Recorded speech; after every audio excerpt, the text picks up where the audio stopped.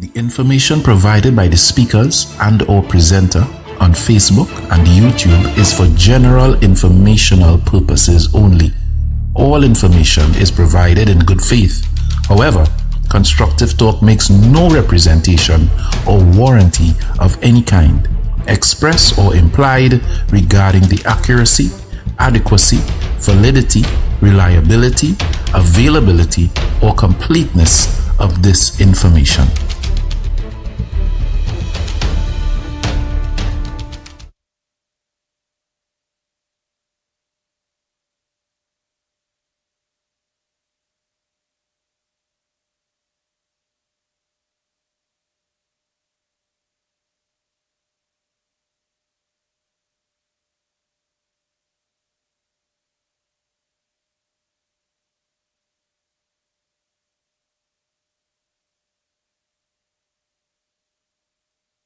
The information provided by the speakers and/or presenter on Facebook and YouTube is for general informational purposes only. All information is provided in good faith. However, Constructive Talk makes no representation or warranty of any kind, express or implied, regarding the accuracy, adequacy, validity, reliability, availability, or completeness of this information.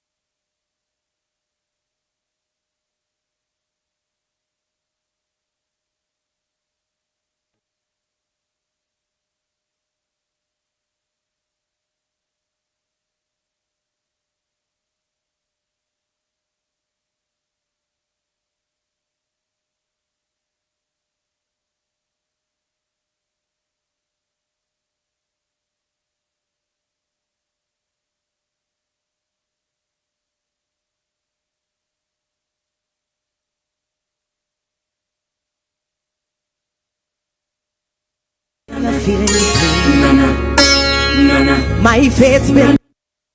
I am here to pray for my country, Trinidad and Tobago, and ask Him to strengthen us. Dear Lord, I know we haven't been the best, but we are good people. And I ask you, dear Lord, to cover us. Because who without sin cast the first stone? We need to come together and pray.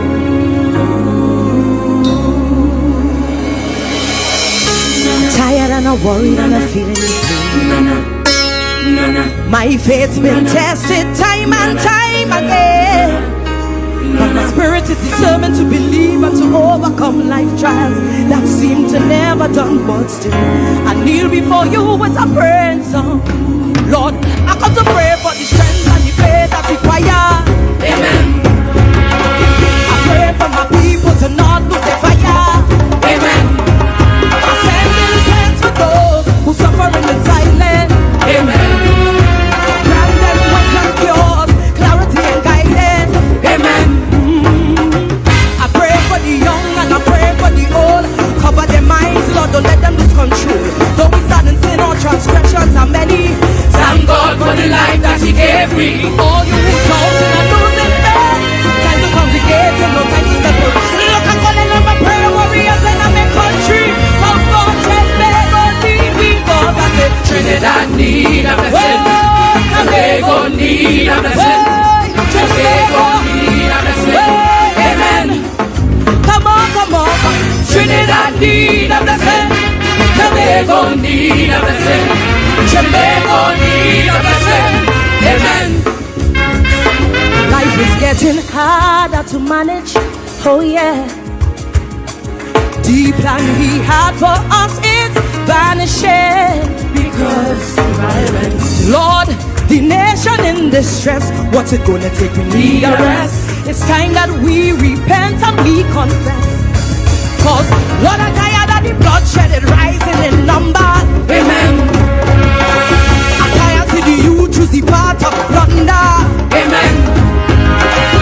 Can't walk the streets in peace, it's a problem. Amen. Father, intervene, please save your children. Amen. I pray for them gangs, them surrender your soul. You're not fully done, but you're fully in control. Change up your mindset and clean up your community. Thank God for the life that He gave we. All you who doubting and losing faith, time to congregate and no time to look, I'm calling on my prayer warriors. My prayer warriors. Whoa, everybody say Trinidad need a blessing. Tobago need a blessing. Tobago need a blessing. Amen. Come on, come on, come on. Trinidad need a blessing. Tobago need a blessing. Tobago need a blessing. Amen. Dissension is spreading, it's trending. Oh yeah. Greed and lies have surely shake we faith. Hearts gone cold, the wicked quoting well. Doubt in a place where hope should dwell. We all have to answer to Him, so knees go bend. In the end, Lord, I pray for the leaders to lead with integrity. Amen. Some people could thrive and provide for their family. Amen. I really fed up by the racism, hate, the division. Amen. We all have history here, no matter your religion. Amen. I prayed for all the false prophets that mislead your flock, but open the eyes of the sheep that they mock. I prayed your strength and we in solidarity. Thank God for the life that He gave me. So all you who doubting and losing faith, time to congregate and no time to step up. Look, I'm calling on my prayer warriors. My prayer warriors. Hey, always say Trinidad need a blessing. Grand Tobago need a blessing.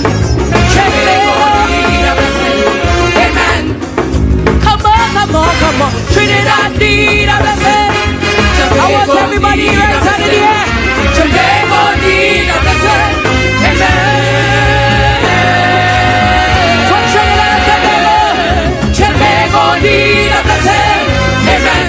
We walking through the fire. Amen. To make it, we must stand together. Amen. To build safer communities. Amen. Enjoy the life that you give away. Amen. You are a feeling to be old. Amen. Guide us straying souls. Amen. Who God bless, no man curse.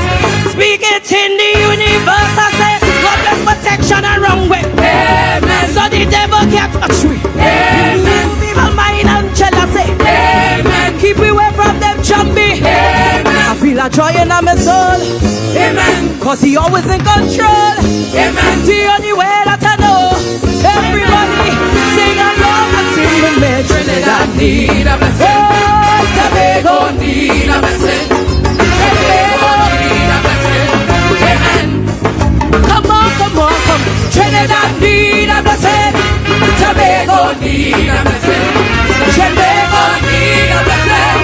Oh, what we say, what we say. Move, Satan, move, never rise. Move, Satan, move, never rise.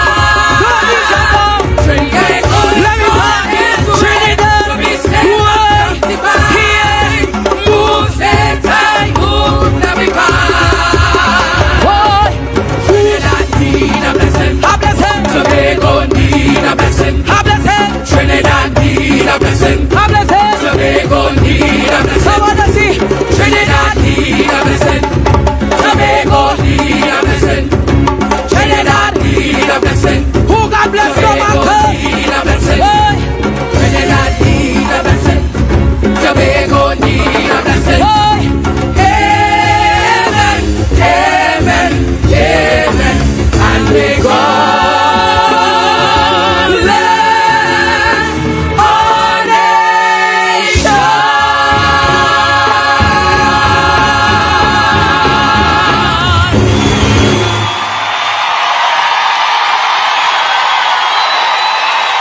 Oh my God. I have to stand up. I have to stand up. A good performance is a good performance. Yes. My God. Not that everyone else did not perform well, but you hear the crowd behind. Movement is medicine. Sharpens your mind, balances your body, fixes your focus. Elbow your neighbor and tell them you got to bust a move. Dr. King challenged racism in this nation, but realized he couldn't do it sitting behind the pulpit, which is why he sprung into, here it is, the civil rights movement. He marched on Washington. He pulled down the curtain of segregation for the mistreatment in the South to be seen by the entire world. He pushed back against unfair voting laws. He pulled down Supreme Court decisions of division and stood against barking dogs and fire hoses. To be clear, it was not an event, it was a movement. It was protest, legal challenges, civil disobedience, and boycotts, stretching every part of the American body politic all at the same time, because he knew stagnation would be the death of us. I rise this morning because we as a people have become lethargic, sluggish, and sedentary, because we've been sitting so long in comfortability that we no longer feel inclined to make a move. You are in such a rush to go to brunch, to go play golf, to binge watch on Netflix, that making a move is no longer even entertained in your subconscious. ICE in Minneapolis has killed an innocent woman named Renee Macklin Good. And as of this hour, the officer will face no penalty. We're going to have to make a move. An ICE agent threw tear gas in a car full of black children, some of whom are in ICU in this moment. Just this week, one ICE agent has been charged with SAing a detainee because it was the only way he would allow her to get visits.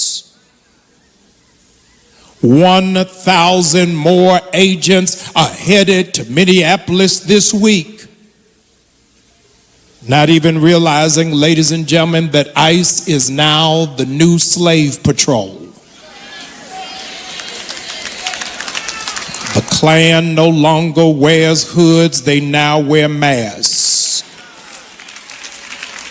They are no longer volunteers, they're being paid to oppress brown and black people. The budget for ICE must be frozen immediately. If it's in Minneapolis today, it'll be in Marietta tomorrow. If you don't say anything, racism and bigotry will continue to wield its head. But I'm so glad there's some witnesses in the building that understand I cannot sit still when other people are being marginalized. Donald Trump said civil rights has made white men get treated poorly. If they getting treated poorly, then black people are below welfare. They want to go door to door and arrest people with no warrants and no probable cause, and all while he has named himself as the acting president of Venezuela.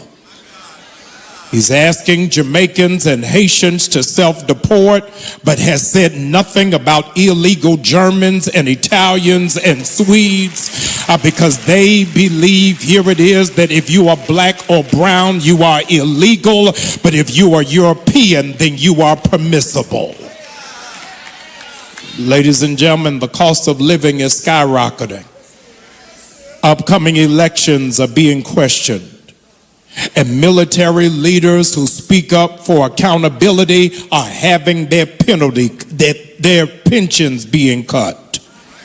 We need a movement.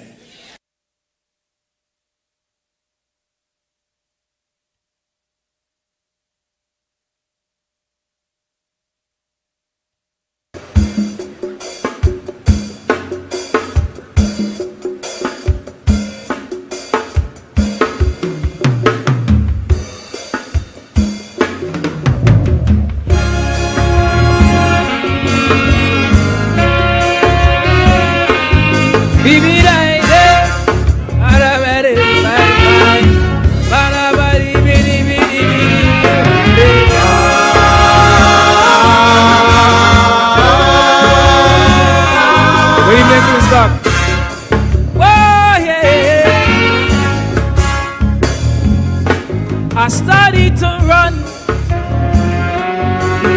when I scope out my country. I walk by a gun, ole, 'cause that is what they promise we. A lot's going on in the sun, so I come here to bring wisdom, so we don't burn down. We lovely society. See, a new government has the assignment to put the country into alignment. But every time they read us with their ego, it's the vulnerable who feeling that blow. Lord, is it ignorance or is it arrogance? I don't know what to call it in this instance. Look at paradise right in front we eyes, but we still want to talk about who we despise. Tell me where else can we go?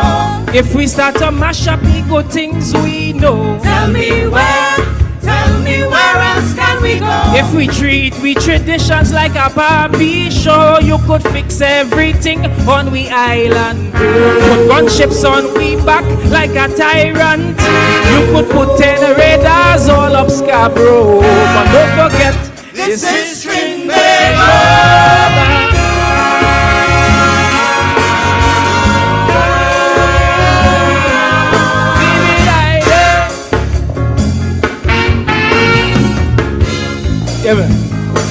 We love we freedom,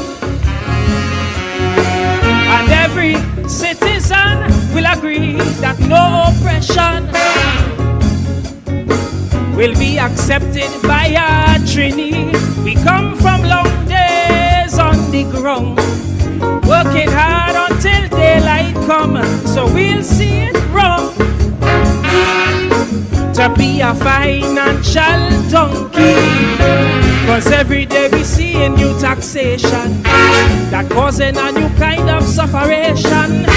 And when you don't create that irritation, you send police to fix with desperation. Lord, where's the common sense? Where's the true intent to make you think oppression is relevant? Don't be shocked, my friend, when we start to bend and you see them placards in front of the parliament. Tell me where else can we go? If we little children are not free to grow. Tell me where else can we go? If they try to ban the words in the calypso, you could try to stop social media or the taping of police murders. You could rewrite a bill like this also. But don't forget, this is Trinidad.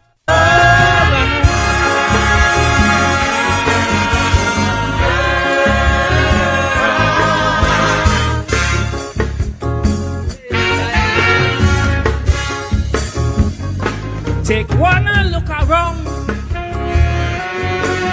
Even lingo and all could see confusions in tongue. and it's affecting everybody.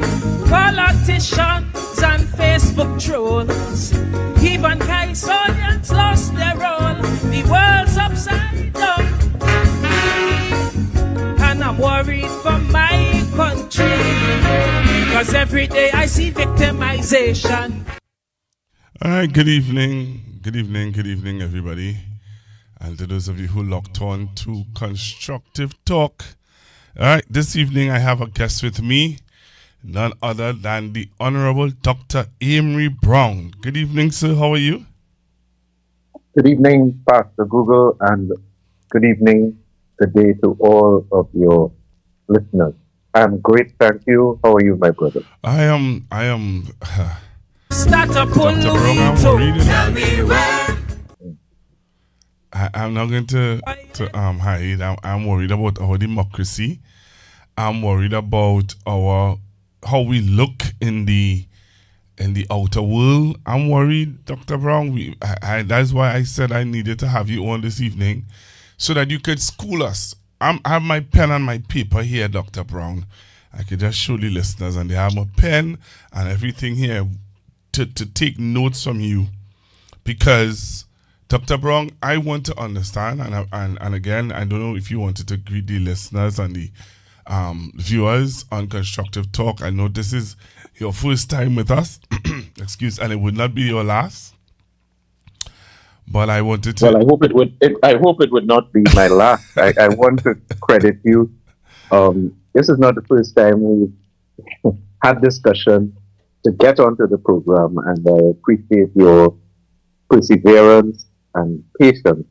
But it really is a privilege to be here finally, and I assure you, I would remain available for future discussion. I'm very pleased that you've chosen this time and this topic, because I must say I've been heartened by a lot of the feedback I've seen in the social media spaces and in the in-person interaction that I've been exposed to. It is becoming clearer and clearer that the citizens of this country and the members of our diaspora are awake and alert, and some of those who were a bit dozing off a bit are now wide awake. The feedback that we've received based on the current government posture, particularly subsequent to the unleashing of this military onslaught in the Middle East, principally by the United States of America and Israel, and also now by Iran. The feedback from members of our national community has been very much on the mark, with persons expressing horror at the violence, and persons also expressing horror at the position and utterances of the government of Trinidad and Tobago in the current circumstances. I must tell you that we have a very strong, long, and robust tradition in this country of, when it comes to foreign policy matters and matters of international affairs, of being on the right side of history, where, by God's grace, notwithstanding changes in leadership and changes in administration, by and large, Trinidad and Tobago has been able to stand resolutely on the side of international law. We've always been a voice for peace, for development, and we have always avoided taking positions that would be contrary to the United Nations Charter. So wherever there's a violation of territorial integrity, don't look for Trinidad and Tobago here. Don't expect the support of Trinidad and Tobago. Wherever there's a genocide or other gross violation of human rights, anticipate the voice of Trinidad and Tobago to be on the right side in those circumstances.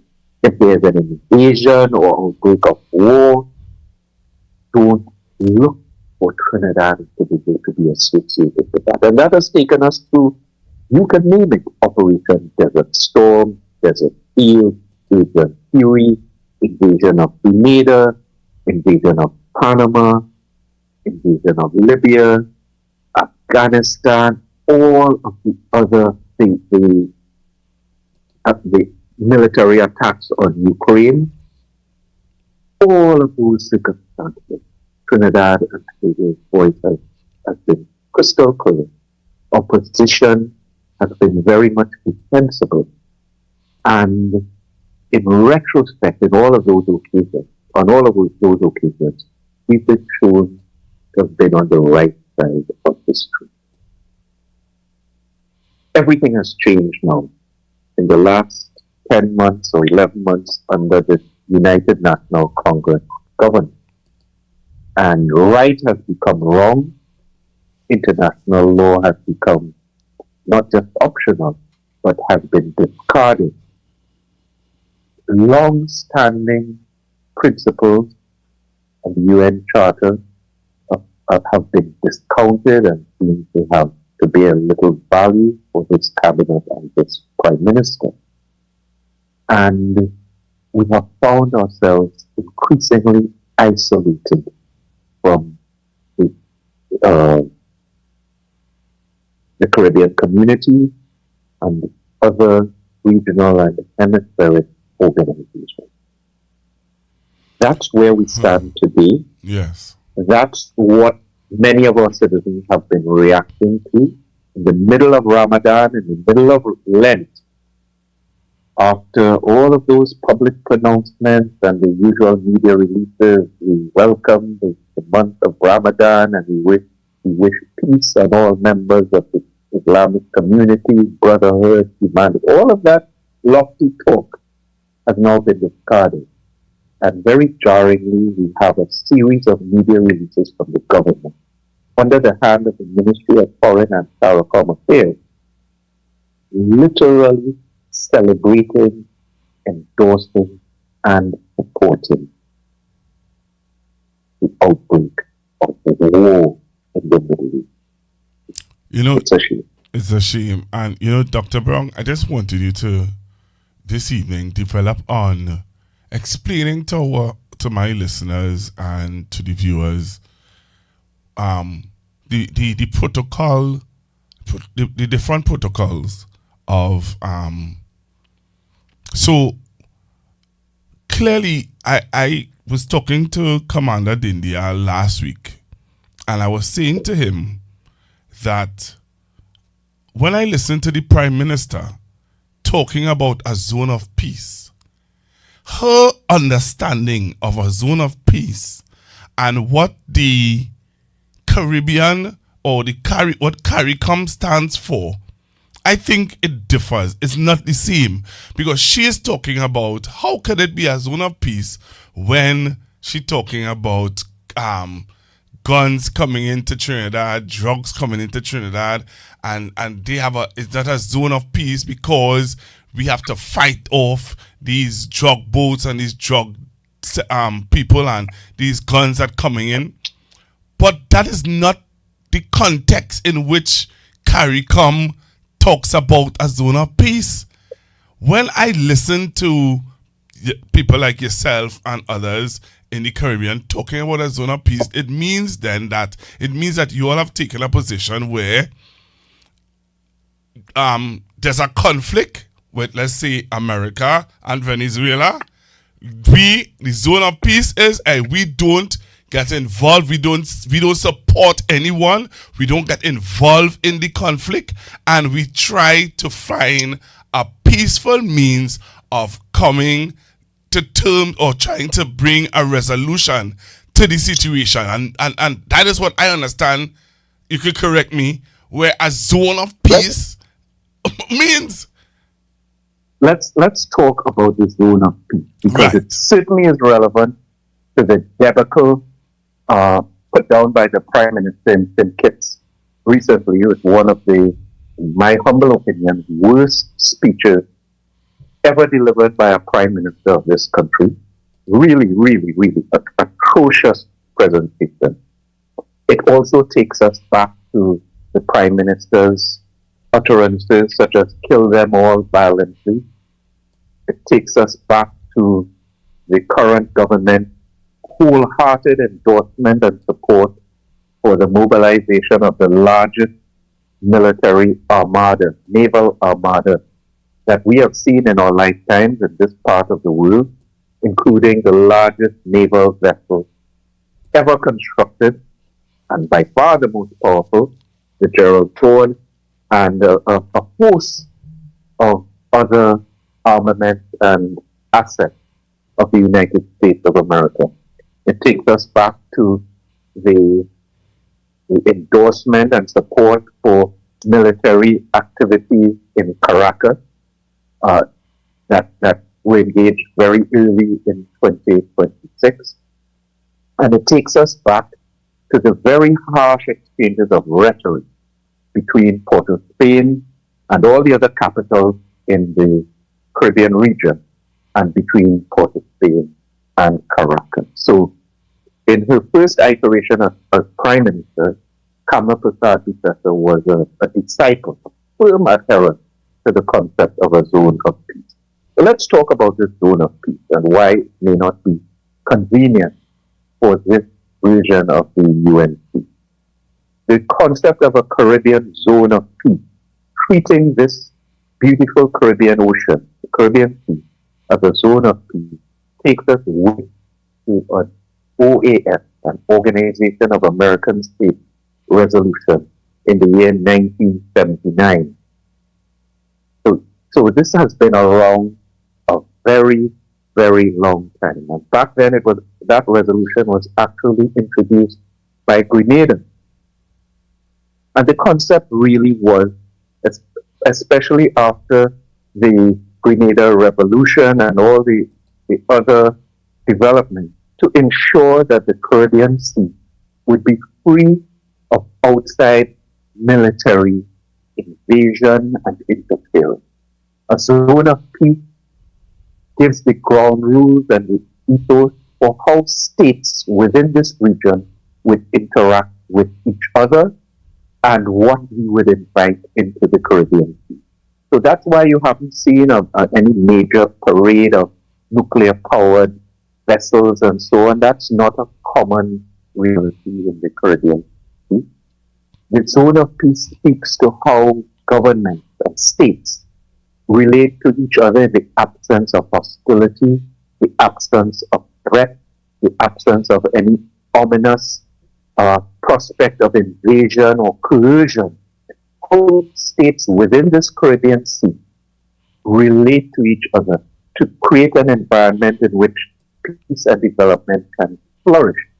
And we would not become like many other zones. I don't want to use negative examples too heavily, but Central America in general has been a battlefield on the geopolitical chessboard since well before I came onto the planet. And to some extent, some of those exchanges are still going on. Heavy left-wing and right-wing exchanges, support from various superpowers for different elements, and large inflows of weaponry over the generation. Right. Extreme violence between states. Okay. So a zone of peace has nothing to do with your domestic crime situation, right. homicide rate in Kingston or right. in the state. All of those are irrelevancy, but were convenient to the Prime Minister in her attacks against the zone of peace. Because that concept and that consensus of a zone of peace was not convenient to her position, which is whatever is requested by the current administration in Washington, D.C. must be applauded and supported. And if they want to send 500,000 troops or 5 vessels or whatever else, there should be no barrier to that. So the zone of peace was considered by this government of Trinidad and Tobago to be inconvenient. And very early in their term, they began to withdraw and denigrate that concept to the point where the Prime Minister went to the United Nations late last year and literally took the time in his brief address to ridicule the zone of peace. So of course, the only leader at the UN to have done so, and to refer it as a false ideal and really going out of the way. Because again, that was setting the stage for the type of other departures from norms and standards that we see under this UNC government. And clearly, not only does she not endorse a zone of peace for the Caribbean, she certainly does not endorse the concept of peace further afield as well, taking us to that absurd and embarrassing position of support for the military attack in the Middle East. That's where we are today. Wow. So how do we, so as a nation, Dr. Brown, how do we get our Prime Minister to understand that we don't appreciate or we don't accept her position in which she is putting forth or making us, the way she's making us look? Is there anything as a nation we can do to push that conversation so that Ms. Bisesa can recognize? Because when you listen to her speak, she says that she has the majority, she got an overwhelming vote to speak and to do what she's doing presently. Well, that position, Pastor Google, presupposes that democracy simply means you citizens vote, in our case, once every 5 years at maximum, and then the government is free to do whatever they wish. The government is free to break the law. The government is free to destroy our foreign policy. The government is free to destroy the reputation of the country.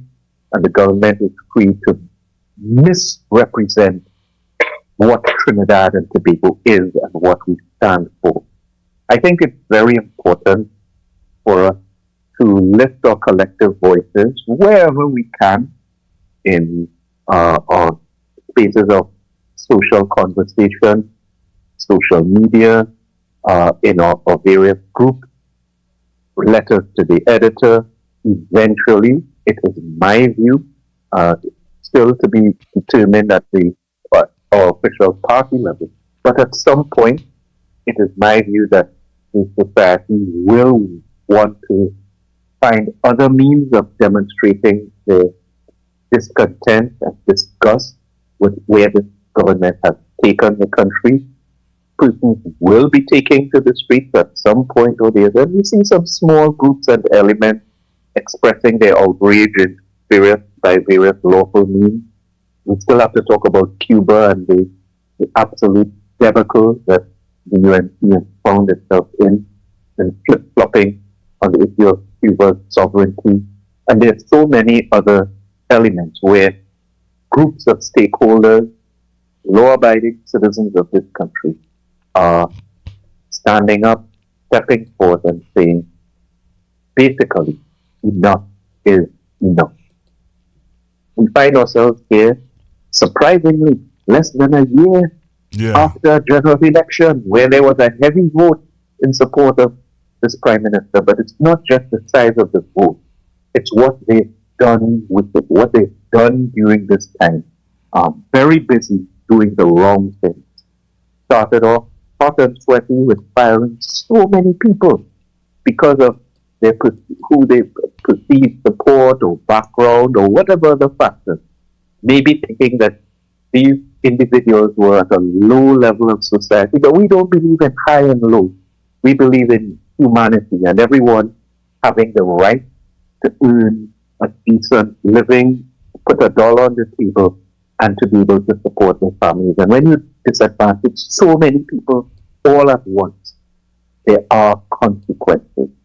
And especially the nature of these firings where persons were left literally stranded with nothing, as opposed to there are other options, a much more humane way in which, let's say, an industry or a sector can be transitioned. That was not the decision by this government. Then we went into this period at Christmas time where they reversed their promise to lower taxes and road fines, and not just didn't lower it, but doubled them, and placed an additional burden on all citizens, not just those who are employed, but even those who were fired. Everyone is feeling that burden. And so it's just building and building and building. And then every step they've taken in the external affairs sector has been fraught with disaster. Yeah. There should have been some easy position, sheltered in part by CARICOM solidarity, easy position, condemnation of what has been going on in Gaza. That's not difficult to do. This Prime Minister has been unable to do so. Those of us who preceded her in office were very clear and principled on these issues. Avoidance of endorsement of war and bombardment of persons in other parts of the world. What is little Trinidad and Tobago doing here? Conducting itself like that. We are not a superpower. We depend on the UN Charter for our very existence. And if we cannot be relied upon to take a principled stance in the international sphere, then we degrade ourselves. Traditionally, the vote and support of our proud republic has been much sought after and pursued, and our diplomats are some of the first to be approached, because if Trinidad, and you can persuade Trinidad and Tobago to support your position, that tends to go a long way among other small island developing states. But we've degraded ourselves with this automatic rubber stamp for anything one particular nation does. So that cheapens the Republic of Trinidad and Tobago. The good news is I don't think any of this is permanent. Yes, the damage will take us into the medium and long term, but with the right effort, the right minds on board, a return to principle, a rejoining of CARICOM in its fullest sense, our reputation can be repaired. That is not going to happen under the current government. And the longer they are in office, the more damage they shall be. So, Dr. Brown, explain to us about this Cuba situation, because we saw it building when the U.S.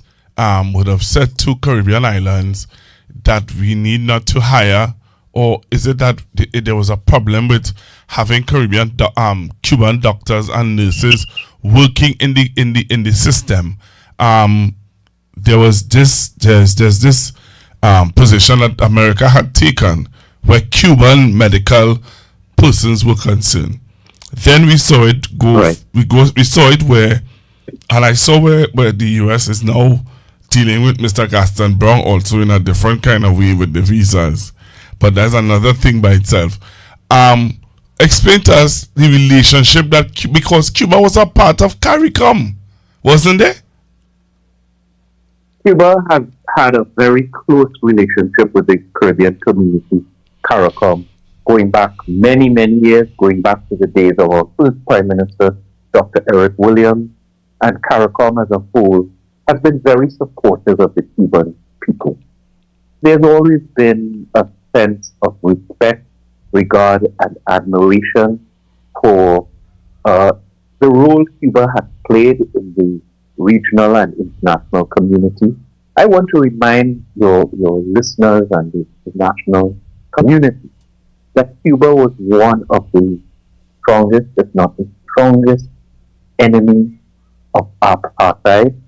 You could rely on Cuba, whether it is, again, support for the ANC and the anti-apartheid movement, support for developing countries that many times were struggling or are struggling. Even under embargo conditions, the Cubans have been able to render significant medical support in various circumstances, educational support. There are doctors and nurses working right here in Trinidad who would train, I'm not talking about Cubans only, Trinbagonians who would train free of charge in Cuba and have come back home and are delivering high-level care, high-standard care. We've also been able to provide doctors, nurses, pharmacists, physiotherapists, and so many other individuals because of the strength of their education system and the investment the government has put into education. We've been able to support countries right around the region, most of whom have really been struggling with the delivery of public health care. Many of our old doctors and nurses go elsewhere seeking better opportunities. And the Cubans have been there for us and continue to be there for us. So that's the backdrop to all of it. So CARICOM, Trinidad and Tobago, always have been very close and demonstrated solidarity with Cuba. Williams, Dr. Eric Williams, George Michael Chambers, going through the years, Basil Pandey was very proud of its solidarity with Cuba. Okay. And Kamala Kasapi-Sessa the last time around went to Havana, celebrated the Cuban people and what they represent to the global community. When Fidel Castro died, the most emotional tribute from this part of the world came from the pen of Kamala Kasapi-Sessa. He's such a hero and an inspiration, and he transformed the lives of his people. But listen to her today. It is remarkable. It is embarrassing. And it really is a mark against her entire political organization that she could have taken them from such a principled stance over the years to now a position of just mere convenience, completely flipping on its head the principles of regional solidarity to the point where the Prime Minister went to St. and proceeded to lecture the Cuban people, not in an ordinary period, a period in which they are literally under siege. You take that embargo that existed before and you multiply by a factor of 10, where food and fuel and all the essential elements for human life of dignity are now constrained by military threat and economic might. Where's your humanity, Madam Prime Minister? Where's your decency? Where's your dignity? It's all in. I can't even say sold because we can't identify any reward or value. It's just been given away on the altar of convenience. A government who's unable to craft its own voice, who's unable to perform its own position, and simply harvest talking points from elsewhere, harvest positions wholesale from elsewhere, endorses wars without even opening their eyes. Just a few hours after the supreme leader in Iran was killed, little Trinidad and Tobago putting out a statement to the world supporting him. What are we doing here? It is not necessary. And to say these things and to have these principles is not to be anti-American. All of these administrations in the history of this country, none of them were anti-American. We've worked very closely with the United States of America. But you know what? We have always respected them because they cannot assume our support for anything, but they can earn our support and have earned support for many things. Every time we spoke to, when we were in office, to our American friends and the issue of Cuba would arise, they would say, listen, we understand the CARICOM and Trinidad and Tobago could turn on the embargo. Let's focus on the things that we can agree on and work together on. So we worked on regional security. We worked, yes, on anti-narcotics efforts. We worked on sharing of intelligence. All of the things that are being trumpeted now will very much entrain and par for the course for our bilateral relations. And so many other areas of collaboration, trade and investment, etc. That the core message is that we were able to stand on principle even when it might seem inconvenient. Because of what value are your principles if they just serve you when it's convenient or when it's the easy thing to do? Those aren't principles. Yeah. Principles are principles because they can stand the test of time and they can withstand the changes that might occur in the wider environment. So that's where we are today.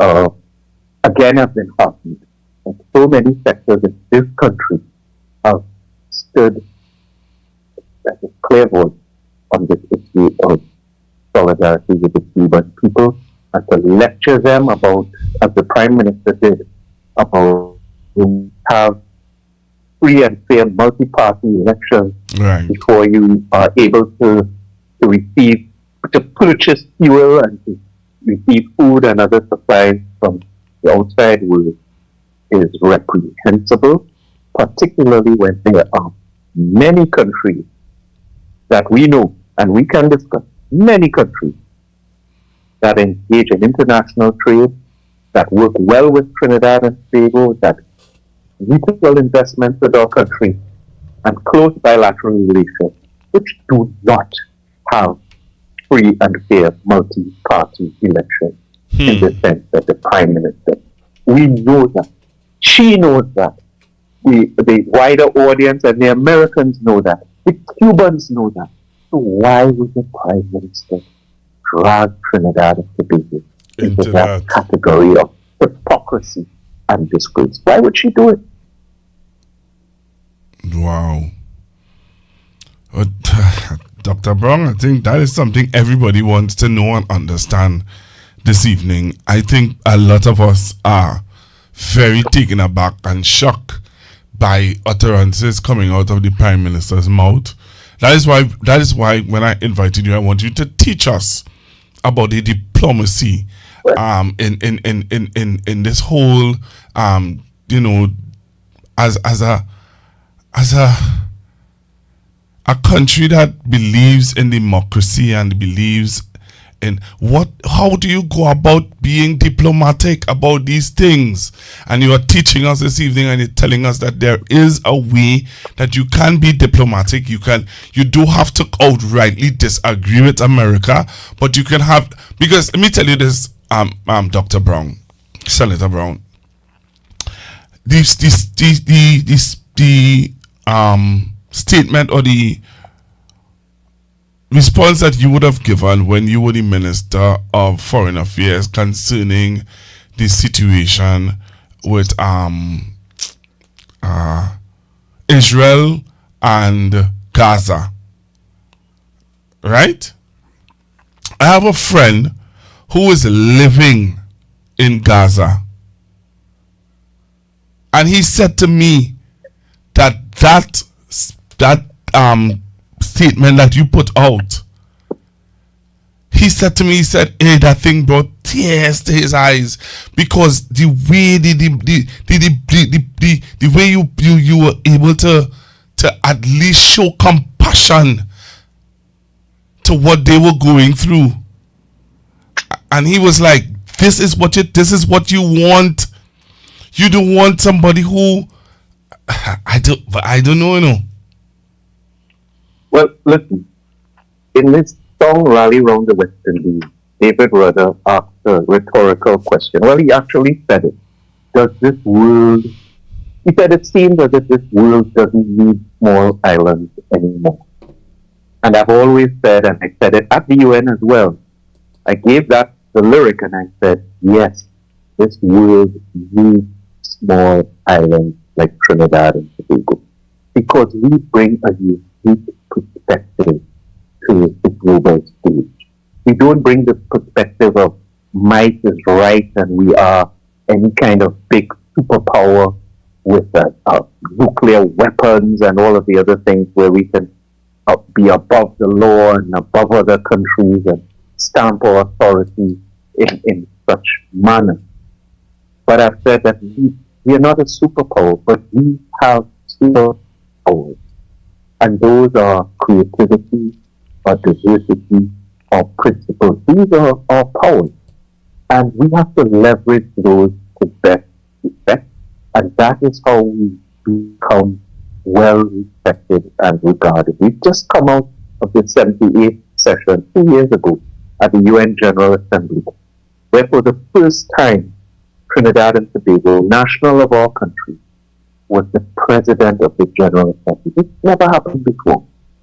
And that gentleman, His Excellency Dennis Francis, who I had to persuade and beseech to leave his comfortable retirement and come back with all of his experience to serve this country and the world at the highest level. The manner in which he conducted himself under the ethos and flag of Trinidad and Tobago brought great distinction to our country. And what were the elements that he deployed? Wasn't might is right. It wasn't principles of convenience wherever the wind blows. It was firm adherence to the UN Charter, firm adherence to international law, and a demonstration of courage whenever it is required. And in so doing, he has earned and elevated the respect and regard of countries right around the world, even those that may not disagree between themselves. They would respect him, they would respect us. I'll tell you a little secret, Pastor Kuzo, in terms of that address that I would have delivered at the United Nations General Assembly. And as I've told young people when I speak to them, treat every output, every delivery that you're called upon to render as if it is your last. So when I stand up in Parliament to speak, I may do so tomorrow or whenever the need arises to speak from my desk. I tell myself, this may be the last time. And we are human. You never know what will happen tomorrow or tonight.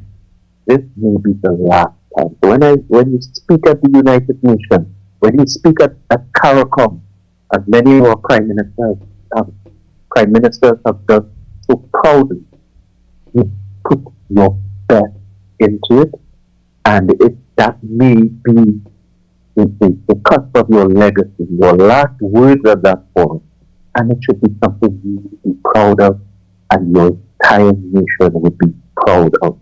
So, on the issue of Gaza, yes, I have to say that is one of the most replayed and rewatched speeches. I'll leave it at that. It's very, very much. It remains viral, and I was very touched where persons have told me that in that part of the world, yes, in the Middle East, even beyond Gaza, there are persons and families who play those remarks frequently. Yes. Frequently to gain a sense of encouragement and a sense that even far away, there are those with humanity and a heart and a mind that can be touched and can resonate with the voice of truth. So the world needs small islands because small islands have the ability and the power to speak truth to power and the ability to stand on principles even in times of inconvenience. So when the circumstances change and when administrations change elsewhere, we don't have to lift our anchor and shift our position. And this week we are left wing, next week we are right wing. This week you see the Prime Minister has gone back to the old 1980s rhetoric about capitalism versus communism. It's rubbish. In the modern age, where more and more countries with very different systems have found ways to trade and work together very closely. Look at China and the United States of America and the massive volume of trade that occurs between those two countries. Very different political systems. Extremely very different people and culture. But in modern age, instead of standing and lecturing and talking about who should get food and who should get food, you respect the system of others. Democracy means you get to choose your own government and leaders. You get to choose your own system of administration. You don't get to choose that for other sovereign states.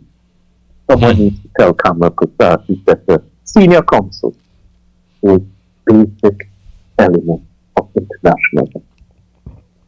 Wow. I am, and really, Mr. Dr. Brown, I would like if you can send me back that recording, because I would like to play it.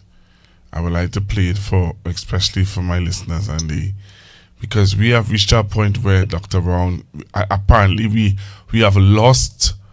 Some people have lost, or some people do remember what diplomacy sounds like or look like. But we have examples, Pastor Google, we have examples. Let's talk for a moment about Mia Motley, my big sister in the region. Yes. Respected around the world. His name is being mentioned as a possible Secretary General of the United Nations. That's the kind of prestige and brand that Mia Motley has brought. How did she achieve that? Was it by hopping on bandwagons and, taking positions of convenience and changing her principles whenever the tide is high or low? Not at all. Mia Motley has become respected and regarded around the world because you know what she stands for. She's not going to change from this era to that era and, flip a coin or see who has the bigger military and say, well, whatever they do, we do. She's never been like that. And there are others within the region who've been able to craft far more prudent positions and represent their countries, their populations with great distinction, notwithstanding the very turbulent geopolitical landscape. What has happened here in our own republic is that all of them have been reduced to a very simplistic equation. I don't know all of the rationale. Maybe the element, frankly speaking, of laziness. When you don't do the work, you don't have the discussions, negotiations, you don't demand the information and data. You simply get out your rubber stamp, you close your eyes. Whatever is done there is what we endorse. Whatever position is taken there is our position. We can't work like that. We are a sovereign country. And while we may agree on something, we have the right to disagree. And if you can talk about killing them all violently when the all that you're referring to includes your own citizens and citizens of neighboring countries, and you don't even ask for the basic information as to who you're demanding to be killed and what they're doing and who's with them, who's on board with them, and what's and who are they shooting at, who are they threatening, and you say things like that. You are simply becoming your voice. You are diminishing your nation, and you're doing damage to the reputation and credibility of Trinidad and Tobago. Look at where we are with Venezuela today, Pastor Google. After all of that, you recall, we have short memories sometimes. We had a government minister threatening nuclear war on Venezuela. Repugnant position.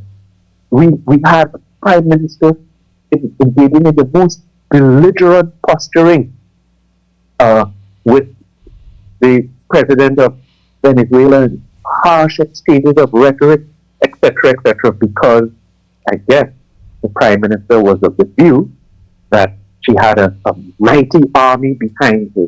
So little Trinidad and Tobago was then pushed into a very uncomfortable position where we were the aggressors, we were the belligerents, and conducting ourselves in a most seeming manner, thinking that there was this huge oil gas windfall and everything going to revolve around invasion. Everything was going to revolve around invasion. Where are we today? After all of that effort, the radar and the mysterious troops and forces, nobody knows who's here, who's coming, who's going, blanket endorsement for any military aircraft to land, take off, or overfly Trinidad and Tobago, which, by the way, continues to this day. I have not heard or communicated to the public. Where are we today? The Prime Minister, as far as we are aware, is still persona non grata in the Bolivarian Republic of Venezuela. To this day, the Prime Minister and his government still cannot even pronounce on the basic element of a bilateral relationship. They can't They can't tell you who they recognize as the current president of Venezuela. Could you imagine that? Could you imagine that? We keep saying Venezuela is 7 miles away. Well, the border is an invisible line. Venezuela is 1 millimeter away in terms of Trinidad and Tobago territorial water and Venezuelan territorial water. It's an invisible line. And we can't even see who we would pick up the phone, the Prime Minister, Minister of Foreign and CARICOM Affairs, the Minister of Energy. None of them can tell you today that they can pick up the phone and have a conversation with their counterpart. So if a fishing vessel gets into distress and drifts across the border, who is going to engage in the kind of traditional communication and coordination to treat with that? If we have a search and rescue effort, who are we going to call upon and work with to treat with those circumstances? If that is the island ferry, there's some kind of disaster on board, an engine blows up or something like that, and such a vessel ends up drifting into Venezuelan waters. What's the interaction like? And those are the elements that traditionally we've been able to work through. At present, after all of that expenditure of our dignity and our diplomacy as a nation, after it was discarded by this Prime Minister, he still persona non grata. Our communication is worse with Venezuela than when we began. Nicolas Maduro is in New York. Delcy Rodriguez is the head of the Venezuelan government. And we are worse off now. Is that just a suitable reward for the people of Trinidad and Tobago? That's what happens when you take positions of convenience. That's what happens when you do not stand on principle. You become a victim of circumstance, as opposed to having the ability to shape and craft your own position and seek the genuine interest of your country. Yeah. Not of other countries, of your own. Yeah. You know, Dr. Brown, I remember when I used to work at another media house, I would always say to my listeners, and I'm being brutally honest with you here now, I always say to my listeners that you made the Ministry of Foreign Affairs become relevant, current, interesting. I'll be honest with you, with all my years doing political talk and current affairs and all the thrills and everything that goes with it, I never paid attention to the Ministry of Foreign Affairs as much as I did when you were the minister. I remember when persons would have come to Trinidad and Tobago and you would have made diplomatic ties with them. It was always things that were relevant. You made us aware of everything that that goes with the ministry. And I think that is why this new Minister of Foreign Affairs, he has a big shoes to fill, because clearly when you look at when they had to pull back, because on Saturday they put out a release in support of America and what they were doing, when they realized the backlash of people saying, what madness, they pulled it back. And it had already gone out there, and people were not, to be quite honest with you, Dr. Brown, people were not expecting anything different from them, because you had already taken a position with Cuba. Yes. So Absolutely. So when you now realize what it is, and you know why, one of the reasons why I think that they will have pulled back is when the reports started to come in with the school and the amount of young ladies at the school that passed, that got murdered, that got killed. They realized, oh no, this is not nice, this is not good for our reputation here. So they pulled it back. But it was already good. You know, my grandfather always used to say, and my grandmother always used to say, the spoken word and the written word is very hard to pull back, you know. Well, you know, I have very strong feelings about war in general. Right. There are no real winners.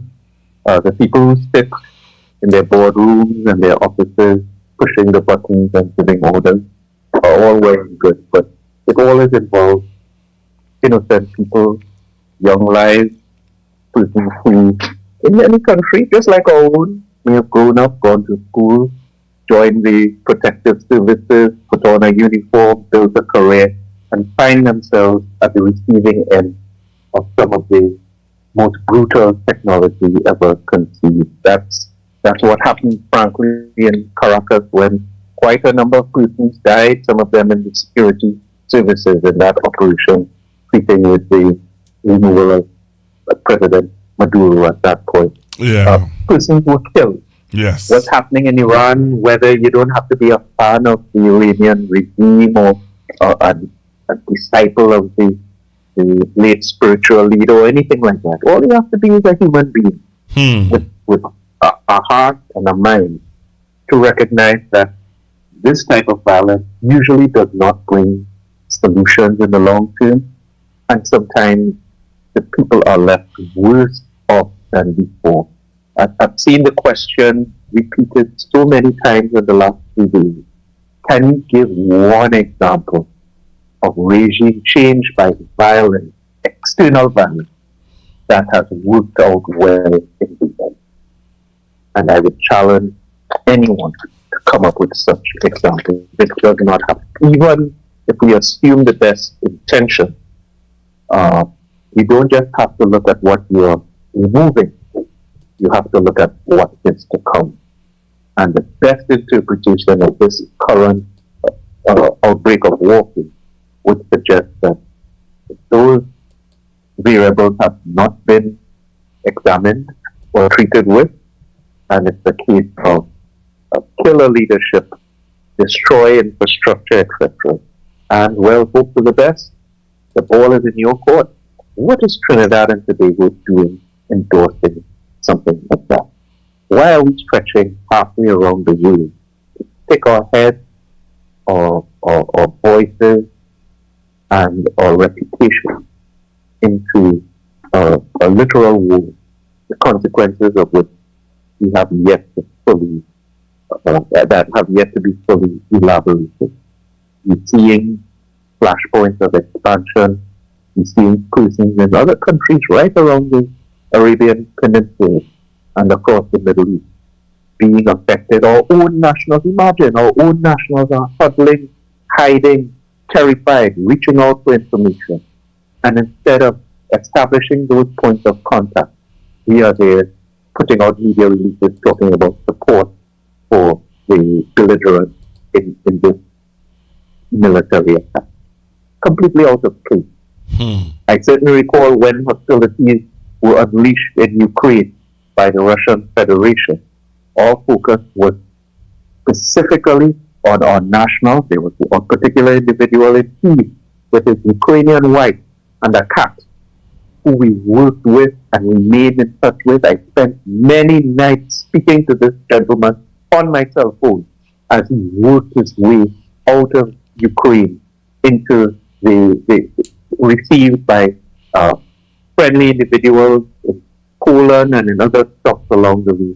And eventually he was in safe circumstances, and then he traveled to Trinidad and Tobago and came to my office and met with me and gave some further insight and, expressed his gratitude and his recommendation that that's the type of focus that we should always bring when we have the responsibility and the privilege of serving in that manner.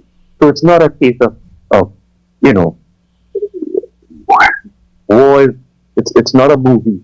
It's not a comic book you're writing. And therefore, let's focus on the human side. Let's focus on our national. Let's focus on our national interest. And not find ourselves being embarrassed the way this current ministry and this current government have embarrassed Trinidad and Tobago.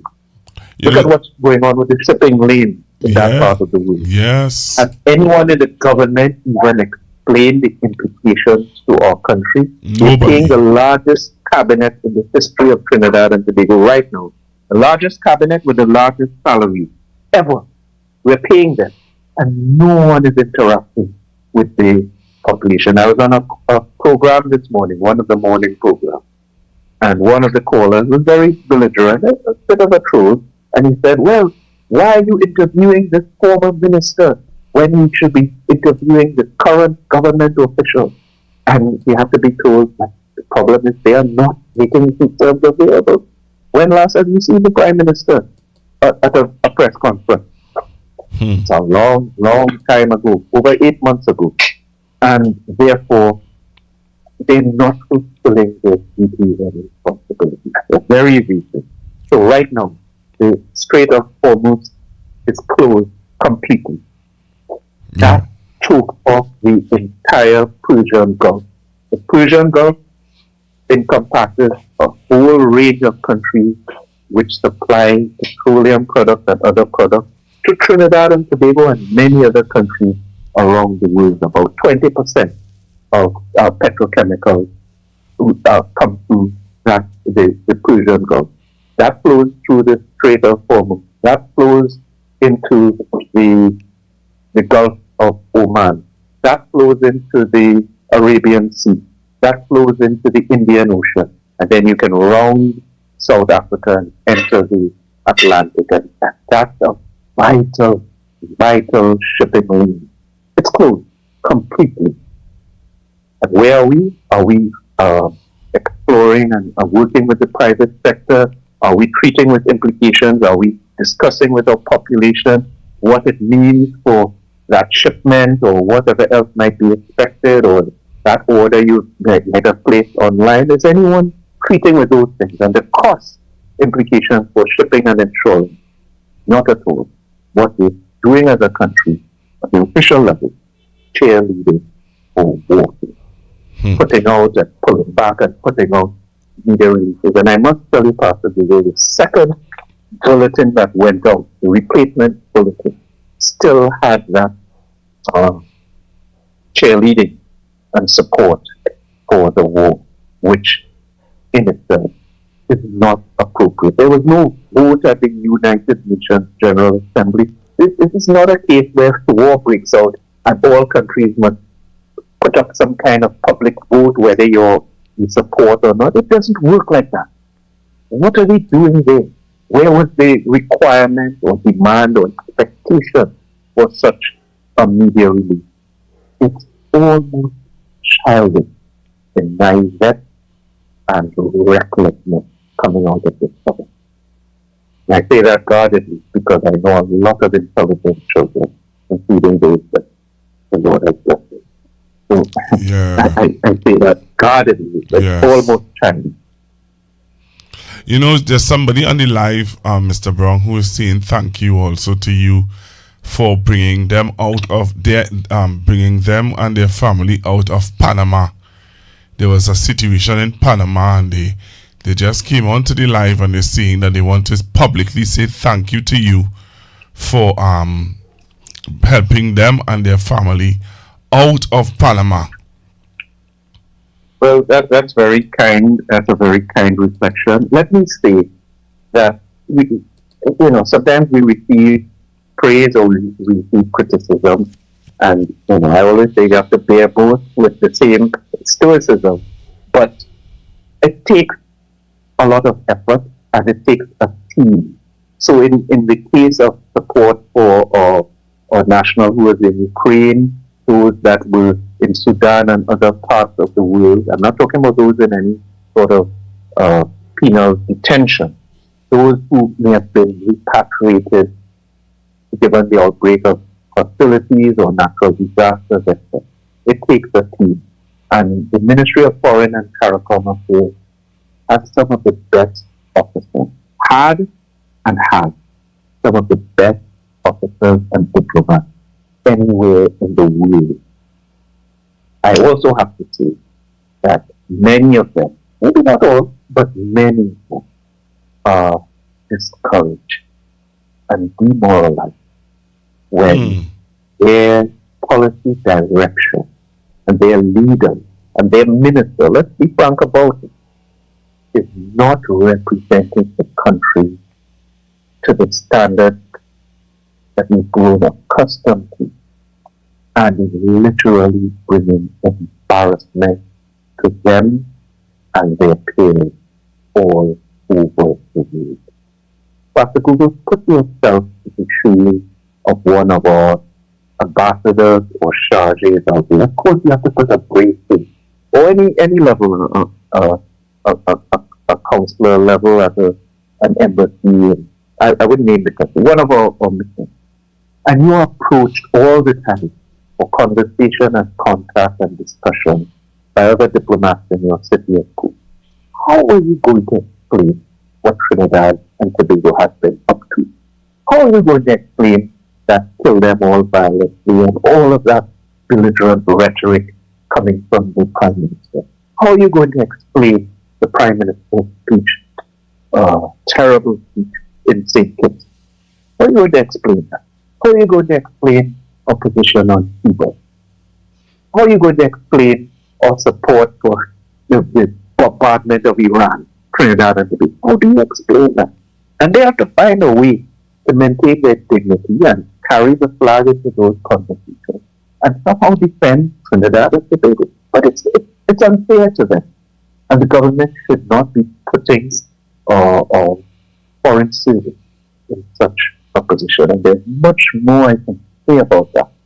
And the kind of compromise that has occurred, that has enabled this nonsense to go on to this extent. But that will be a conversation for people. There's much more I can say about that. I know.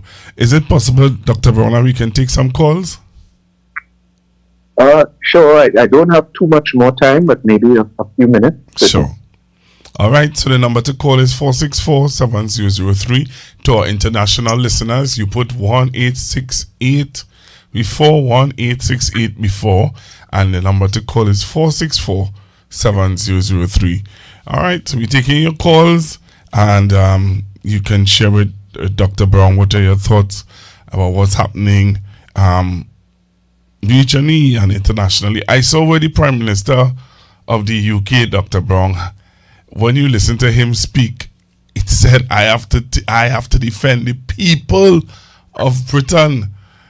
And you know, he said he knows that President Trump is upset with him, but he said, but he has to do what he has to do for his people. Well, you would always respect a national leader. You may not agree with everything a leader does, but you would always respect a leader that has a clear voice, even in positions of discomfort or inconvenience. So no one is questioning the support and friendship of the United Kingdom and the special relationship with the United States of America. But those are two distinct and separate nations. And therefore, their positions will not always be identical. That's not rocket science. That's nothing unusual or remarkable. That's par for the course. And if they became identical in every respect and regard, then you may not be talking about two separate countries at all. So, under that lens, we have to question what sets Trinidad and Tobago apart at this time. And if we are just closing our eyes and endorsing every element of another foreign policy, all it says is that we don't have a policy of our own. We have a caller. Hello, good evening, caller. Good evening, gentlemen. Evening, Doc. Doc, it's interesting to hear the utterance from the Chief Secretary about the Prime Minister having more cojones than the men who went before. But I'm saying that I have to remind someone in a chat group I'm in about WhatsApp where they would have shared an article by someone named Gordon who was praising the Prime Minister for showing strength and so on. And I have to remind that person, I say, as you just to reiterate what you said about small and not being mighty. So I have to remind that person of who would have suggested the meeting in St. Vincent for the cessation and the cooling of the temperature between Guyana and Venezuela. It was consultative democracy between Dr. Rowley, Dr. Rav Gonzalez, and Ms. Motley that enabled that conference to take place in SVG, and the temperature was cooled. When all over the world and in the big countries, they were calling for belligerence and for action to take place. All right, that would have led to confrontation and probably harm on the part of one of our CARICOM neighbors. I have to remind the person about that. That is the era we were in, and like you rightly said, when you look at our profile, when we had the President of the General Assembly, can anyone say that what we're experiencing now is superior to that? The level of respect that we had, right? And when you go back to our diplomatic history, who represented us as diplomats in the past, Reginald Dumas and so on, being our first ambassador to the court of Haile Selassie and so on, opening up diplomatic relations in East Africa. We have had many diplomatic firsts that have now been destroyed because of the absence of an inept and foolhardy government. I will call him that. I know you are the diplomatic language, but I will call him that foolhardy, right? For destroying our legacy in diplomacy as a small nation. And I salute you to Dr. Brown and your contributions in the Senate. I always with the Senate. And I hope that you guys will continue to take it to them and let people know that there is an alternative there that is better than what we have now. Thanks a lot for the opportunity, Pastor. You're most welcome. Well, you hear why we call the platform Constructive Talk? Yes. I couldn't have really said what he said better than he said it.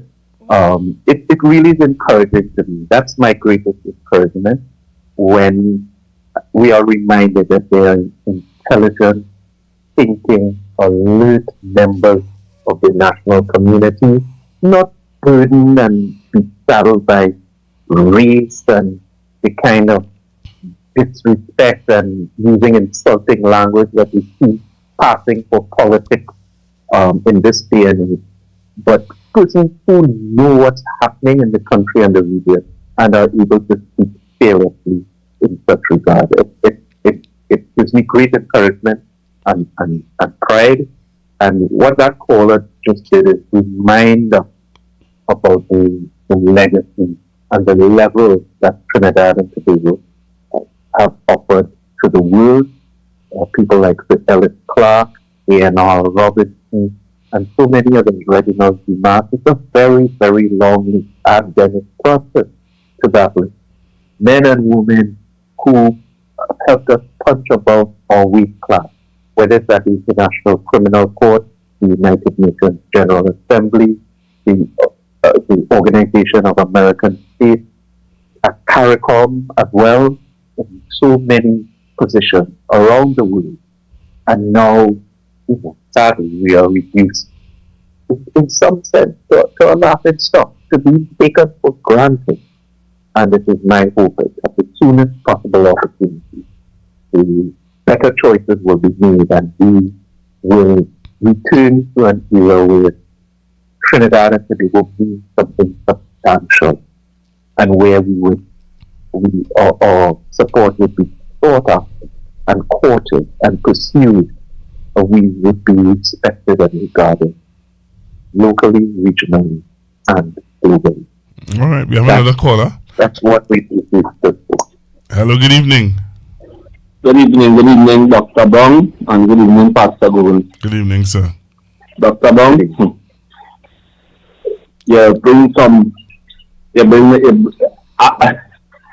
I wish the PM was in power right now.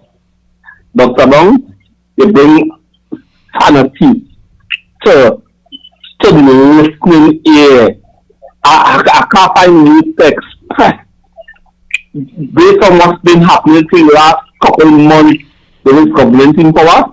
They bring some sober thoughts to my ear tonight. I wish we had this, not sober. I wish we had this to listen to every day when representing Trinidad and Tobago. But Lord Jesus, I don't know what mistake this country made, but boy, we've been whirlwind. Dr. Brown, but I do want to say again on Pastor Guru tonight, I come forward. All I can say is thank you very much. That's all I can say. I'll go on. All right, thank you very much, caller. Yes, thank you, caller. Yes, it's really sad. It's unfortunate. It's tragic that the country finds itself in this condition. And yes, we find ourselves in opposition, but we exist in a democracy. We can lament, we can say people have short memories in this country, and I think by and large they do.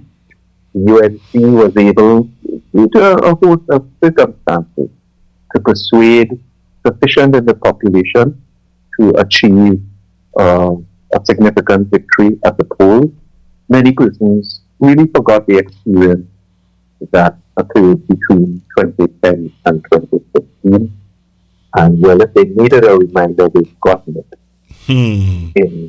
in large portion, multiplied by a factor of multiple, where even the element of positivity that would have found its way into that administration has all been extinguished, and the bad has been multiplied, so that what we have, I've said it before, is the worst ever prime minister this country has ever experienced, and by far the worst government, the worst cabinet, the kind of ineptitude. Just look at what goes on in the Senate and what passes for contributions from members of this government, and the kind of social media performances that some of their senators engage in. It is a disgrace to the parliament. It's a disgrace to Trinidad and Tobago, and for the hard original UNC members who remember the days of Bharti Pandey and Kelvin Ramna, Ramesh Lord Maharaj, and other orators, persons who could stand up in the parliament and contribute something, whether you agree or disagree, and engage in sometimes delightful repartee. You would like everything that they say, but you could respect the manner in which they say it, where they can disagree without being insulting on all occasions. What we are saddled with now is such a terrible example to young politicians and to young people in general. That's not politics. That's a distortion of politics. And what pains me the most is when people paint everyone with the same brush No. That we are made of different stuff. We are made of better stuff. That's not who we are. We have a call on the line. Hello, good evening, Hello. caller. Yes, sir. Yes, Mr. Brown. Good night, Pastor Google. Good night, sir. I want to tell Mr. Brown that they have to do a lot of work, a lot of damage control work in terms of trying to make a foreign policy when it comes to dealing with diplomacy and dealing with diplomats. You know, we have a lot of work to do because this government, the Prime Minister, making a lot of foolish, making Trinidad in a very negative way, foreign, you know, they look at Trinidad as what? That kind of behavior is unbecoming of a Prime Minister. You talking about the whole of the Caribbean? I mean, it's unprecedented. We never had that kind of behavior as a Prime Minister. Unprecedented.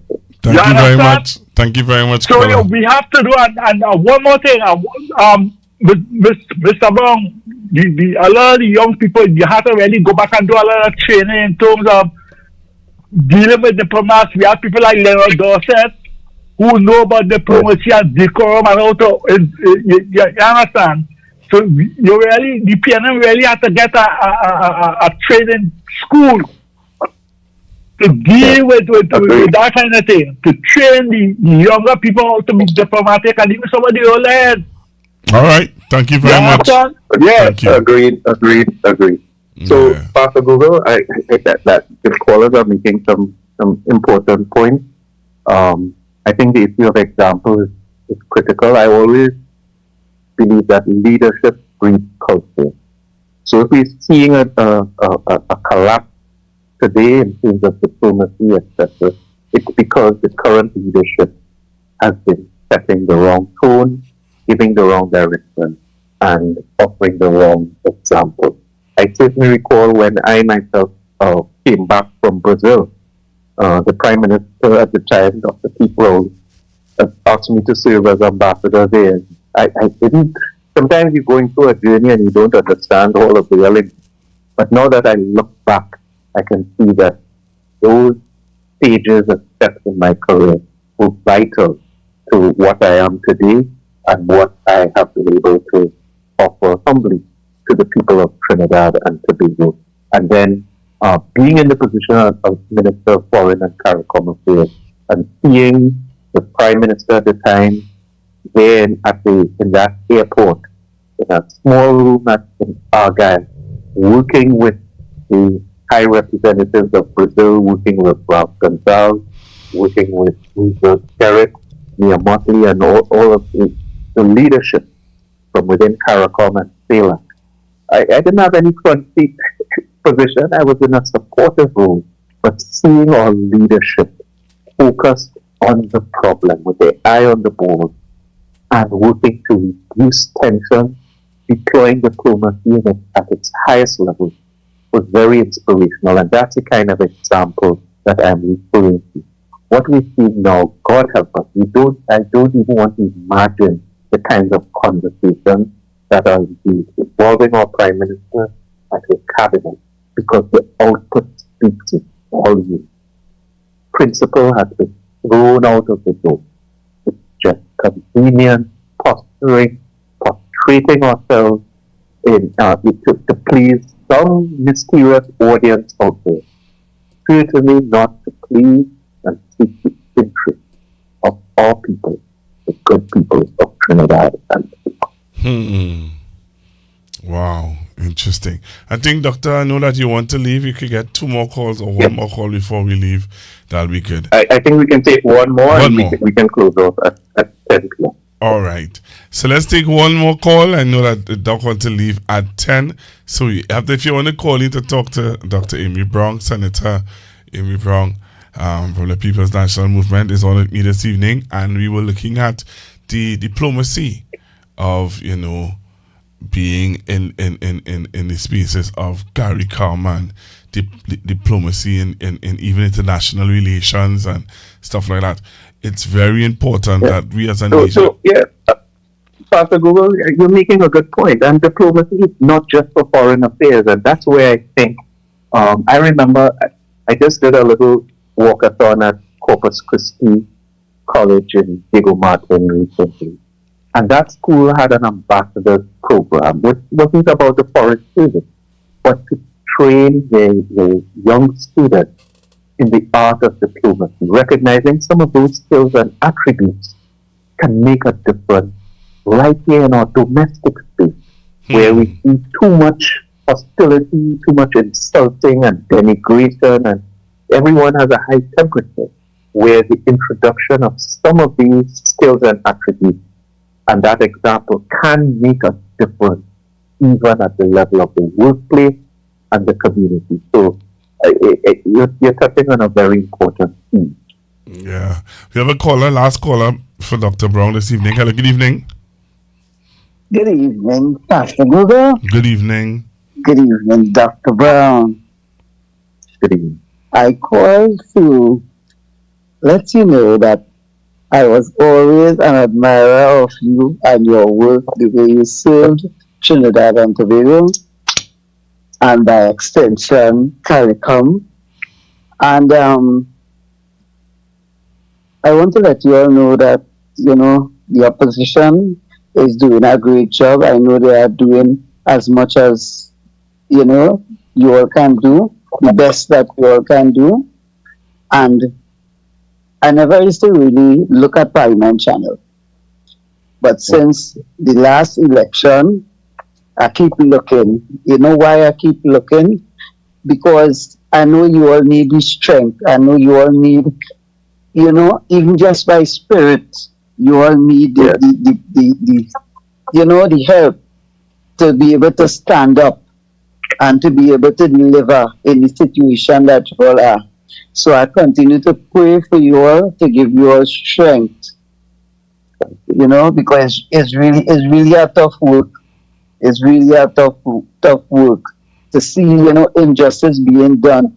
I always say, even in the parliament, towards the ministers and the senators, the disrespect is very hard to take, as humans, and knowing that you already speaking the truth and they have no reason to shut it down, and all this sort of behavior is unbecoming of Parliament. I have never seen that in my entire life in Trinidad and Tobago Parliament, or even on the media and all of that. So I continue to pray for you all. I thank you all for holding on, each and every one of you in the Senate and in the lower house. All right? So thank you, and may God bless you and your lovely family, especially your beautiful wife and your children. All right? So thank you, and have a blessed night. Thanks for your contribution. Thank you, Pastor Google. You're welcome. You're welcome. Thank you. Oh my, I feel so encouraged. Look at that. I feel so. You have me smiling. I will take those sentiments. I embrace them. I appreciate them. I will share them with our leader, the Honorable Penelope Beckles Robinson, and the team. Again, it's so heartening to know that the efforts we are making collectively are not in vain. Though more effort is required, we always acknowledge that persons do recognize and appreciate that the intentions are noble. We love Trinidad and Tobago. We want the best for Trinidad and Tobago. I've always said we're in opposition for a reason. We have some medicine to take. We have to take our medicine, learn from our mistakes, and always try to be better, to offer more, to represent even better than we would have done before. So it's really, really encouraging to get some of that feedback. As you know, Pastor Google, sometimes we're in different spaces in the social media that could be very disturbing. And you see all sorts of agendas that play, especially when you're in opposition. All manner of agendas.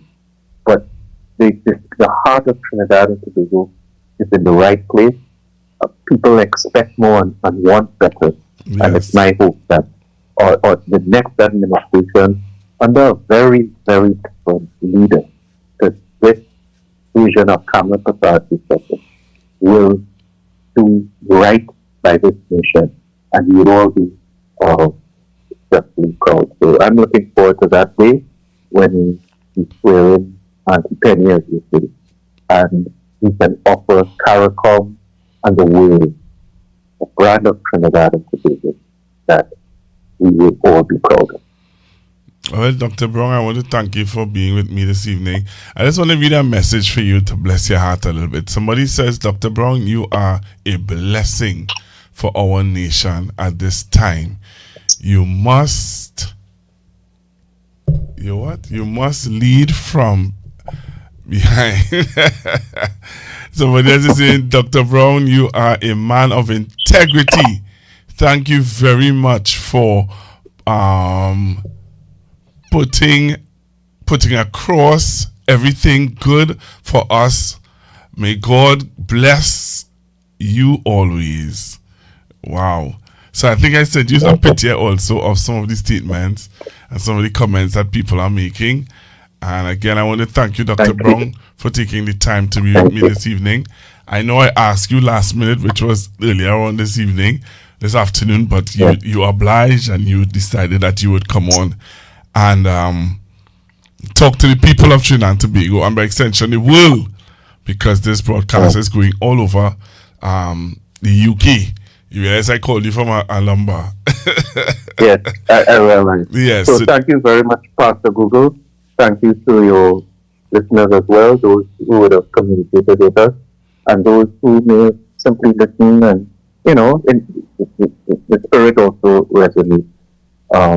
Yes, your approach was last minute, but I always look at the intention, and I believe your intentions are very noble.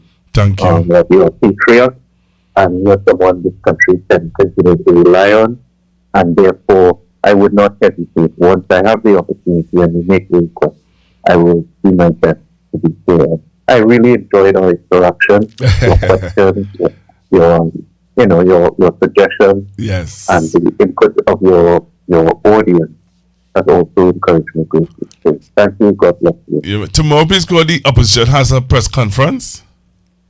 Yes, we do have a media conference tomorrow, and those details will be available. We can look forward to it. We've done this very, very regularly.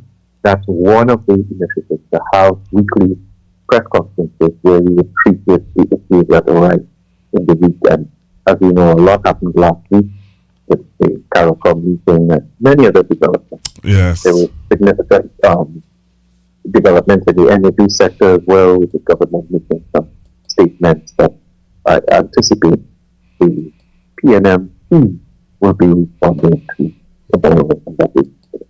So thank you. Thank you very much, Dr. Brown.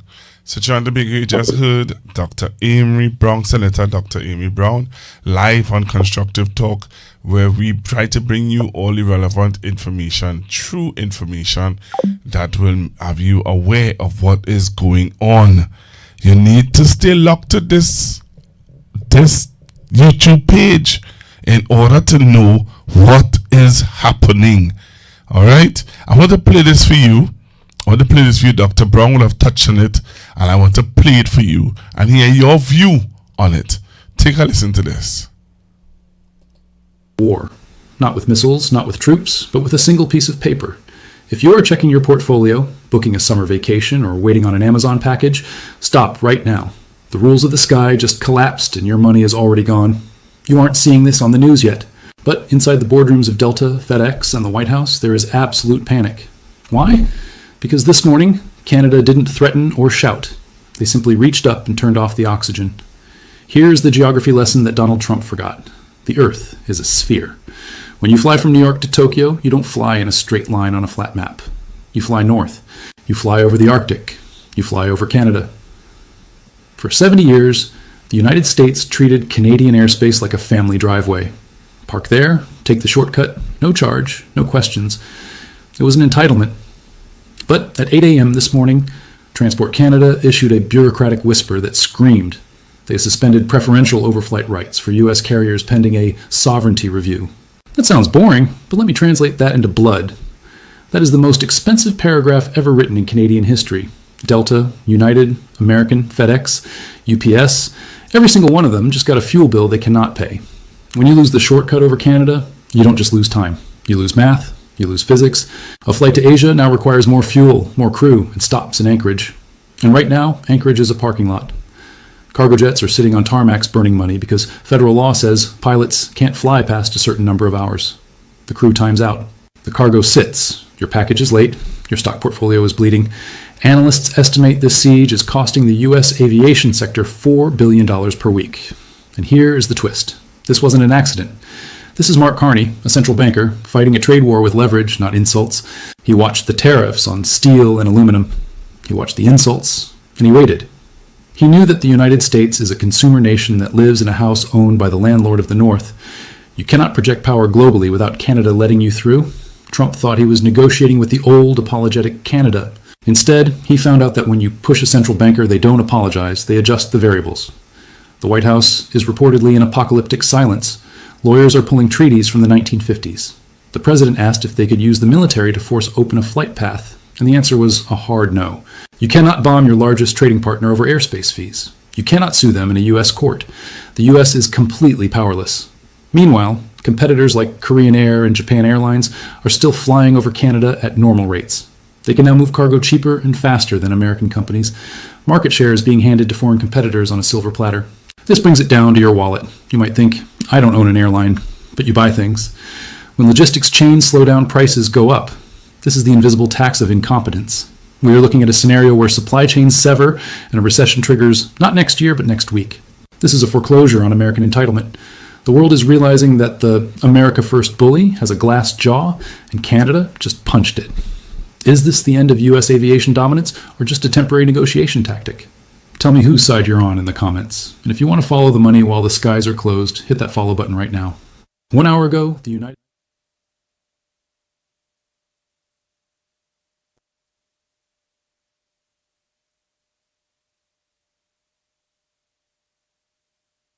By accident, I am carried by the footsteps of elders who walked before me without shoes, but never without faith. Carried by ancestors who whispered strength into my blood when the world tried to rename me less than. You see, a messenger is not chosen because he is perfect. He is chosen because he is willing. The United States has requested permission to use British bases for that specific and limited defensive purpose.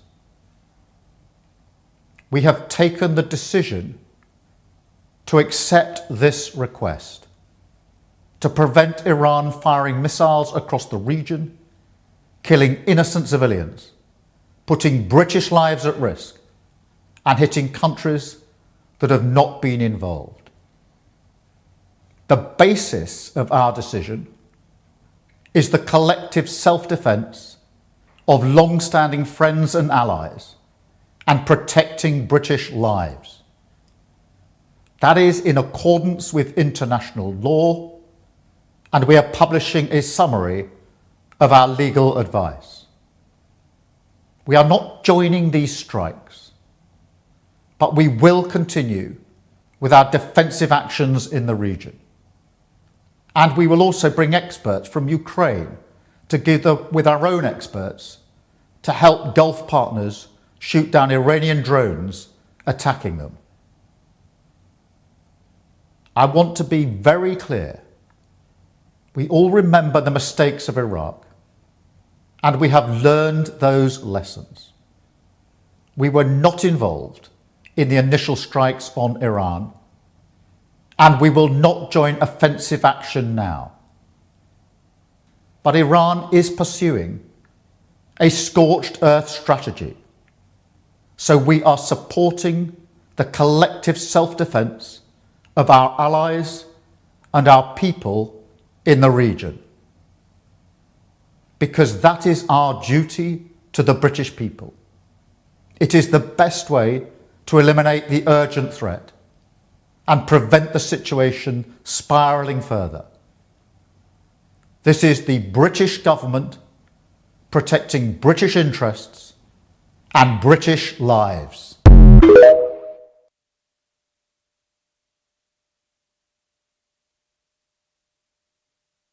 The information provided by the speakers and/or presenter on Facebook and YouTube is for general informational purposes only. All information is provided in good faith. However, Constructive Talk makes no representation or warranty of any kind, express or implied, regarding the accuracy, adequacy, validity, reliability, availability, or completeness of this information.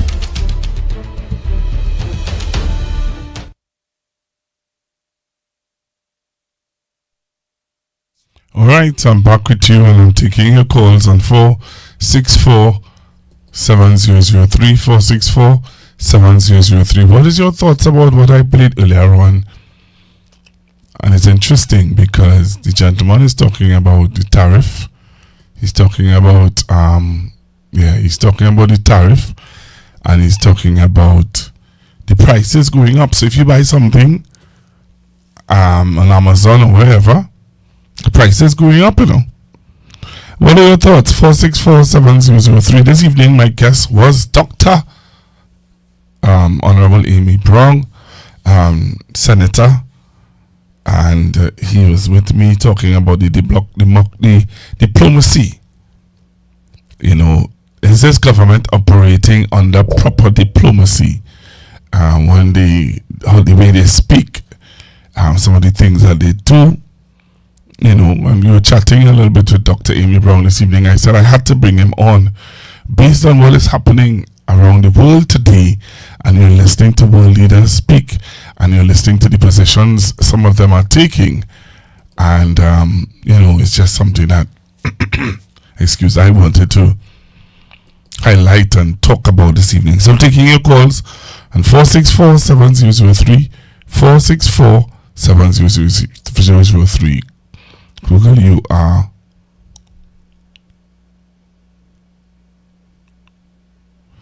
Somebody's asking me, when will you be back on Facebook? I am banned from Facebook. I'm banned from Facebook for 100 and something days. So I will let you all know when I'm back on Facebook. You know, I will let you all know when I'm back on Facebook. But yeah, I was banned from Facebook for 100 and something days. So you know that will go. Let's take this call. Hello, good evening. Hello, good evening. Yeah, good evening, Pastor Bobby.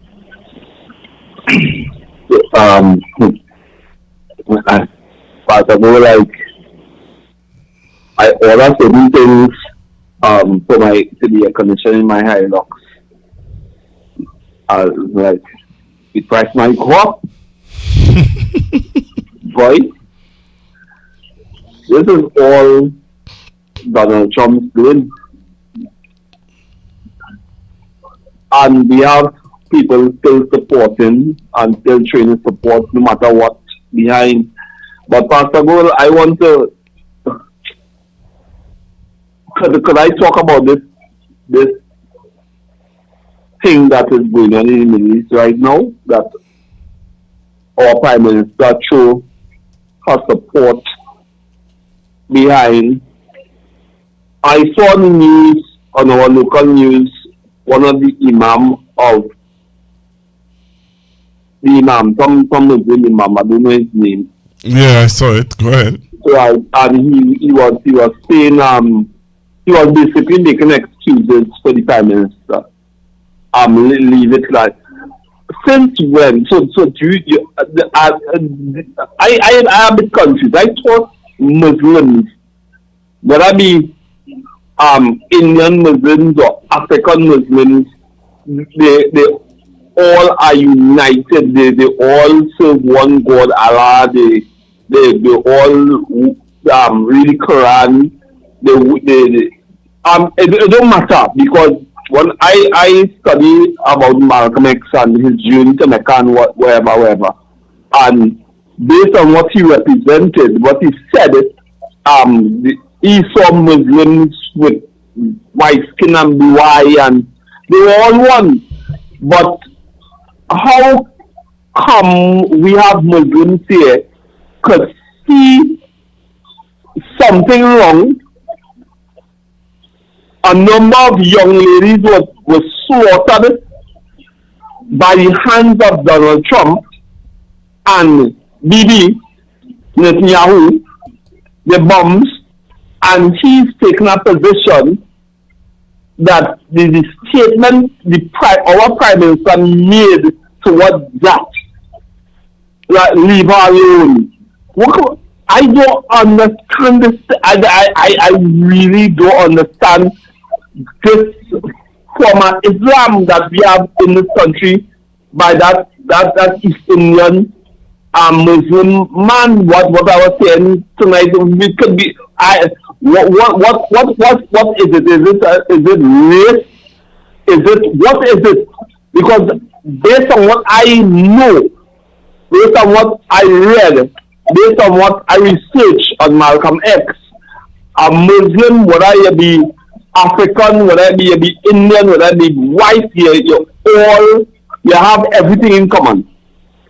But how could he push aside or tell us those study that like data blind or it alone, and your Muslim sisters, young ladies in a school was obliterated by the bombs of Donald Trump and Netanyahu, and I still can't understand.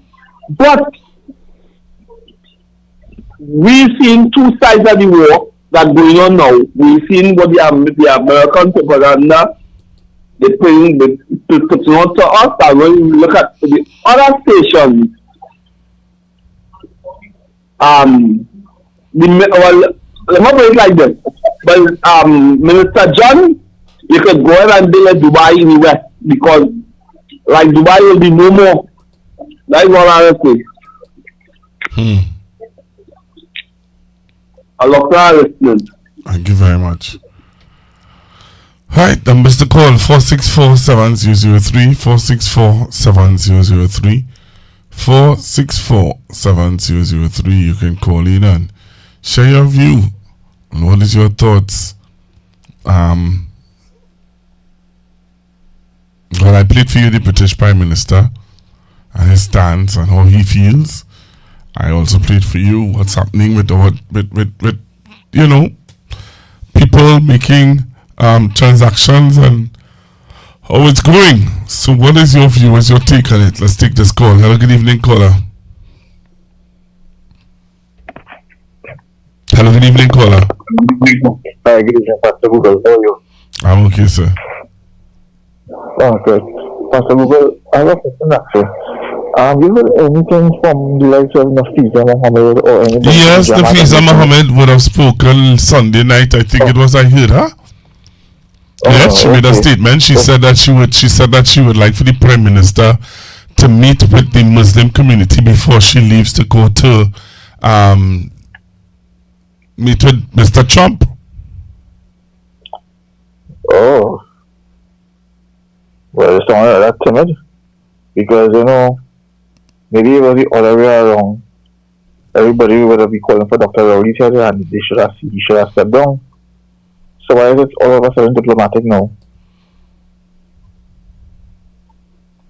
I don't know, Pastor Google. This is, you know, there's some people really singing for their supper, you know. And this thing is very serious. I thought that it would have a reaction here in this country from the Muslim community, knowing very fully well, Pastor Google. I think the majority of the Muslim members are Shia, like the Shia Muslim in Iran. I don't think we have Sunni Muslims here. I think it's Shia. I could be mistaken. I could be wrong. And if it is that the community of Shia Muslims in this country not saying anything, or the team and the Shiite Muslims, we have Shiite Muslims here. Well, I'm not too sure. You know, is a Shiite Muslim? What is the difference between Shiite and Islam? Virgil, let me know what's on that road. You know, I want you to go when you come off the line I want you to go and look up a Shiite Muslim.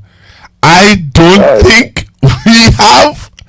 I had an encounter one time with a Shiite Muslim in the UK. I don't believe, I could be wrong, but I don't believe we have Shiite Muslims in Trinidad and Tobago. Okay, but you need to do research on what is a Shiite Muslim. And the other question you were asking about Fuad Abu Bakr, I don't know what is his view. I haven't heard anything. I did not listen to that. I don't listen to that radio station, so I don't know what is his view. And who's the other? I heard the gentleman who deals with sheep and goat and stuff like that. And you normally would see him on the protests with the unions. I heard him being very boisterous and very and against what is being done. You have to throw in his pick on with Dr. Rowley and asking if this is the same dictatorship like behavior. And he also asked how it is he's not hearing his Muslim brother. What's his name? Who's in the MSB government? From Saddam Hussein. He said how he's not hearing. He asked a question. He said, I'm not hearing Mr. Saddam Hussein. He said, I'm not hearing my sister from Princestown, who is a Muslim. You want to know if they have been shut up because of the dictatorship like governance by Prime Minister Ms. B. So yes, there are persons who are talking out. Okay. But again, maybe we are wrong because Dr. is no longer in power. Maybe the voices will be much more vociferous. No, he was vociferous. He was very loud and he didn't change. Okay. He made how he spoke. That is how he normally does talk. Okay, well, I would like you to go sign any petition. If things are not. What is there in a petition for? Well, this gentleman also is very boisterous too. The man who would have sent the pre-action protocol letter to the police, the commission, the service commission for the police, the commissioner, when he sent a petition telling, hey, that Punisher thing on our man hand there. Who is that about? And Abdullah is his name or something like that. He's very boisterous, and he was very boisterous under Dr. Rowley. How about the other so-called Christian pastors in this country? Well, I don't think the pastors and they will have anything to say about the Muslim situation because most pastors don't get themselves involved in that kind of discussion. No, that is historical. That's across the board with all governments. Anything that is happening under with the Muslims and stuff like that, there are some pastors who stay away from those discussions. There are some pastors who don't say anything. So that's why we have a politician in Tobago who is 70 Adventist and he is supporting what going on there too. Who is that? Anyway. What's that? I missed that. We have a 70 Adventist in Tobago who seems to be in support of the statement made by the Prime Minister. So I don't know. Who is that? Pastor? No, not pastor. A person who professes to be a 70 Adventist. That's another discussion for another time. All right, caller. Hello, good evening. Yeah, good evening again, Pastor. I looked at Prime Minister Keir Starmer today in the House of Commons. Yes. Question. Yeah, somebody sent that to me just now to play it. And when I looked at somebody sent that for me to play. Yeah, the question that was came by the Liberal Democrat leader when he said that listen, he asked him point blank. He said, what are the parameters of your support? And all right, you come out and say that you didn't support them with the bombing and the action. We are going to use the bases now for defensive capabilities. And when we know that is what will happen. You see, but what are the deeper parameters of that support? You understand? How does it look for Britain? And that's why I like to watch the British Parliament in terms of right there on the spot. You have to answer. You have to answer the question, and even from his own party as well, because Diane Abbott, one of the black MPs on Labour, she asks questions as well. And the whole thing is centered around, listen, you're saying that you didn't support the actions of Israel and the USA, and you say now we wouldn't be dragged in. And you come on point blank and say, listen, the reason why I changed my mind is because of the attack in Cyprus, where they attacked a British base there in Cyprus. And you know what happened one time? They evacuated all the personnel from Cyprus. I don't know if you would have seen the clip with what is going on in Dubai airport today. Ram cram. Yeah, but I want to ask you something. Let me talk a little bit here. You remember when Dr. Oli kept a press conference, and Dr. Oli said, God forbid that the war is a breakout with Venezuela and America, and yes. Venezuela choose to send a missile to one of our platform or to the Atlantic energy plant. You remember that? Yes. Stop. Wait. You remember that?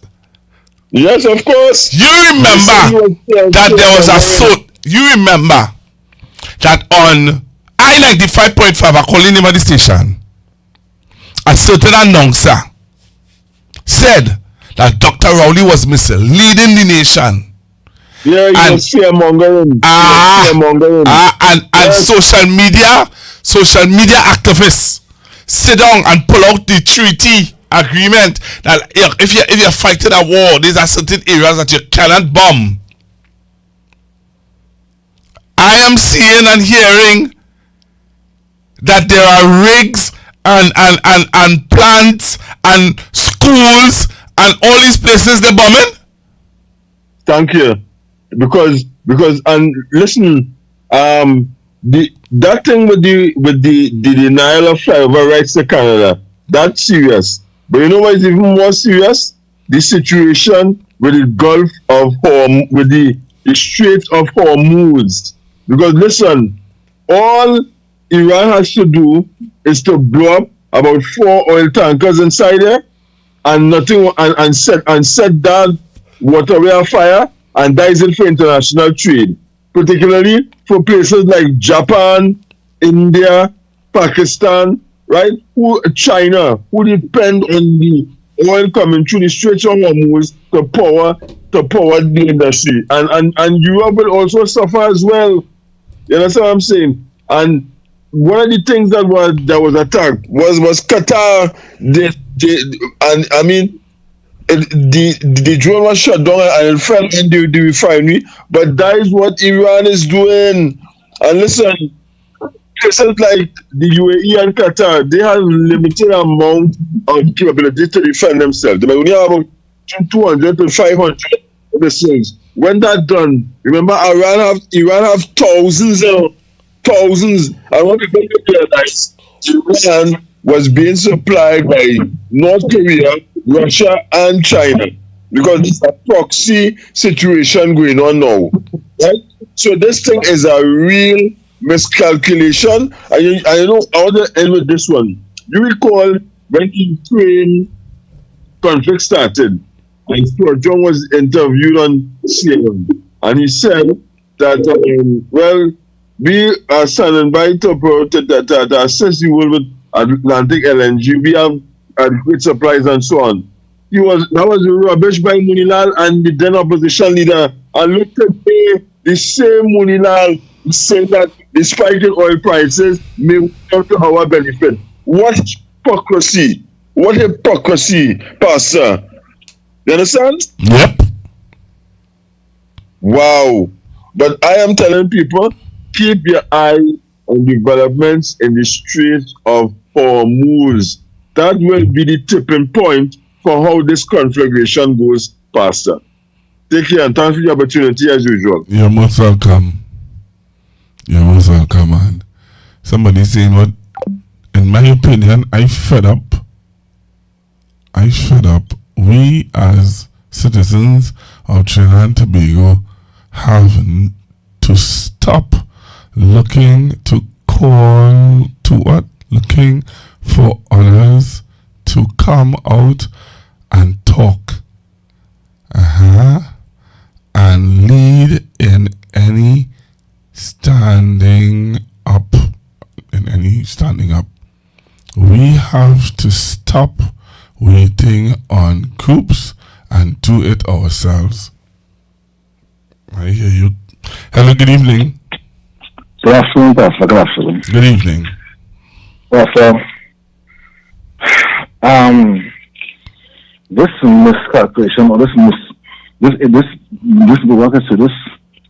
diplomatical mishaps by the government, it never seems to amaze me. Never. Because how can you possibly we live in a society where almost all race and all religion is practiced here. And you telling me the best thing you can do is come and say racist, and you have to run the call back? That making sense? I know people defend that. So all the people who will do and say anything to defend the government. People defending that. I see a boy come back in TV program. I mean radio program. Yeah. Kingsley. Okay. Well, he was I always studying, so what station here on me? I government station. What station again? Oh God! Well, I just want to hear what he's saying because he doesn't talk about not sense naturally. So we're going to talk about anyhow. Well, he trying to talk sense, but you know I feel like he take over from heavy duty. Where have he gone? I can't talk with him radio, but they have a dispute. What dispute? We will talk after. We can't talk here. He and the co-host had a dispute on air. Well, no, I think it's on here. I think it's behind the scene, but we can't talk here.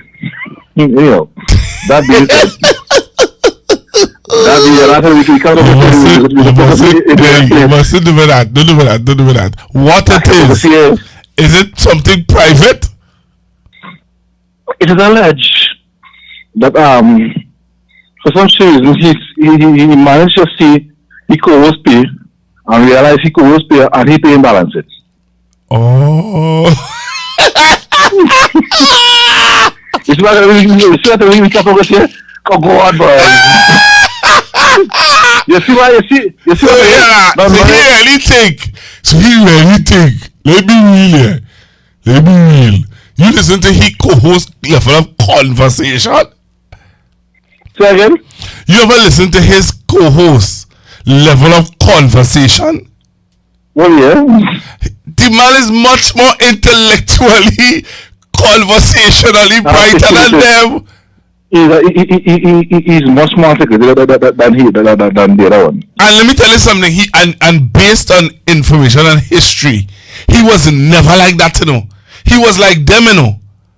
And what happened was he couldn't handle or continue allowing people to embarrass him, because people would have called in and said to him, boy, why don't you go and educate yourself? Why don't you go and learn to speak properly? Why don't you learn to put your T, the thee and those and them and come on, speak properly before a microphone, and don't sound so arrogant and condescending and illiterate. Go and prepare yourself. The man went, did his home lesson. That man who you hearing there, is a man who took stock on his on the criticism, the criticisms that he got. He takes stock of it. You call it constructive criticism. Yeah. He listened. Yeah. He listened. He listened. And he didn't retaliate. He listened to learn. Yes, and he would have gone and done his home lesson, and that is why if you listen to him, he does interviews with intellectual people. Like today, I just listened a little snippet of him interviewing a guy who is out in Iran, and the guy was saying to him, explaining to him all of the geopolitics of what was going on and why what was going on, and he was able to carry a conversation with the gentleman. The other one is there only going. The other one is there only going. Trying to take calls. This is prime time. All that's that talk. Serious, You telling me he's someone like that? After all articulation, he's someone like he in terms of Rumsfeld in matter. Well, nah, I will laugh you, eh? No, right, sorry. Right. That means it, but yeah. Well, come on, I mean, come on. Say something else. Call another area, you know. No matter. Somewhere else. Don't in Pinal. Right. Someone should down back for Pinal. Yeah, now we have to call. Now we have to call. Now you have to call. Yeah, but I don't want to call it. No, I didn't call. I didn't call it. No, but that is what it is. Let us be real. So you see, you really believe? Come on, any boss, any right-thinking boss, management, listening to chalk and cheese, I will pay chalk and cheese the same price. You know, some people, there's a lot of people out there who happen to be very delusional. Right? You don't understand that, right? You understand there's a lot of people out there who happen to be very delusional, right? So you go back to work taxi? I don't know. I don't know. You know, you just want to tell me. And if I pry, if I really pry into you, you go tell me. I can't tell you. Yeah, I don't know. I take on the video. I can't tell you. Lies. Just like how you know. Listen to me. Just like how you know the reason why he not there. You know what he doing these days. Well, here going now. Well, here you know that I trade anyhow. Well, here going now. I would. You know what you just say? Trinidad and Tobago, how he deceitful. You know what you just said? I trade. Well, what happened to you? Mustn't be like that. Tell me the truth. What else? What else can he do? Pick up garbage. What? He could pick up garbage. He could pick up. He not going. You know he not going to. He could pick up garbage. You know, later place of no games. We both know he not going to do that. No, he knew that. He could just. I don't say no any maybe that he doing that. Anyhow, that being said, I raise of course for that. You see, you feel you're bright, you know. I don't feel like bright. You feel you're bright. You just know what's going on. No, you just know what's going on and just doesn't want to tell me what's going on. Yeah, but that's the truth. That's the truth. Yeah, the truth is that you just know. You know all what's going on behind the scenes. I don't mind my business, and it happened together for us X-Files. I don't mind my business. I don't try and for business. I don't mind my business, but we live in so much close proximity that I will know even if I don't want to know, I will know. Well, right. So you picking up? What you doing? You going back to get taxi? What else you do? All right. Thank you. I know you see. I don't go around because I take a toast later. I have call. I have to talk. I have to see what. No, you talk good thing. You talk good thing tonight. Trust me. You talk good thing. I gotta go. I want to learn. I gotta give people a chance. I have to get to see what I want to see. You say what? You say what you're supposed to see. Well, like I say, it is alleged. What is alleged?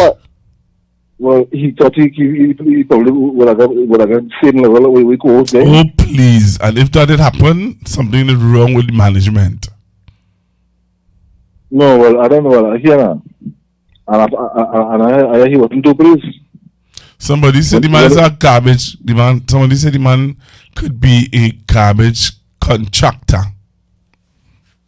Okay, well, if he's a contractor, that means to me, I'm mad about it. Take on him for business. Me, you know, so if he's a contractor, I'm glad for him. Okay, I'm glad for him. You know, I take on him for business. I'm glad for him too. I need to get a garbage contractor contract too. So you're a contractor now, so you look at a whole place, then I'm glad for him. Look, let me play the video. Let me play the video with the British Parliament and hear what I'm going to say before I go. I'm going to say so we mention, right?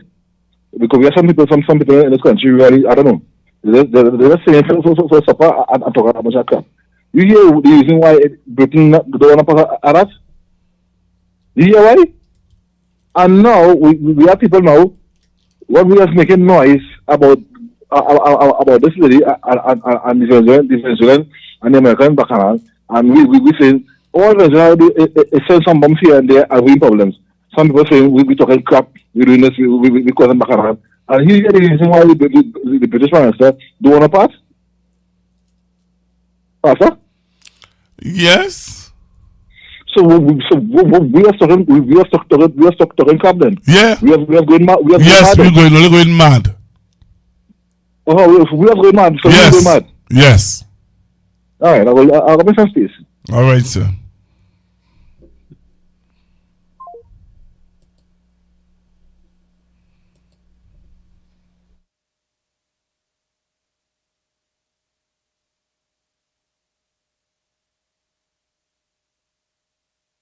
All right.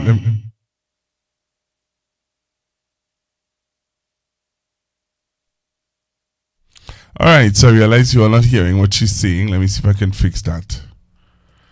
Let me see if I can fix that. What's happening with you, ma'am? Why were my people not hearing you? Okay, I'm now seeing why.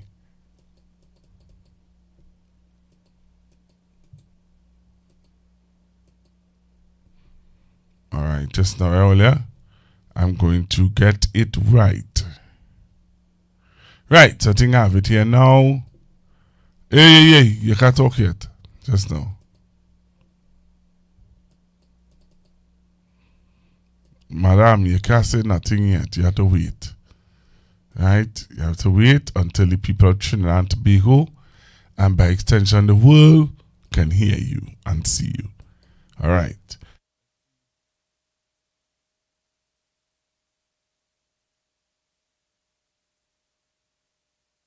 Actions is unlawful, allowing them to take place from UK bases is unlawful. So I asked the Prime Minister, is the genocide of the Palestinian people not enough for this Labour government? Is he proud to be another Labour Prime Minister, obediently following Washington into yet another illegal war in the Middle East, making us all less safe? And finally, how much does he enjoy being Donald Trump's poodle? Prime Minister. I've set out the decisions I made over the weekend and the reasons for them. My first duty is to protect British nationals. It's the most important duty that I have, and I'll continue to discharge it.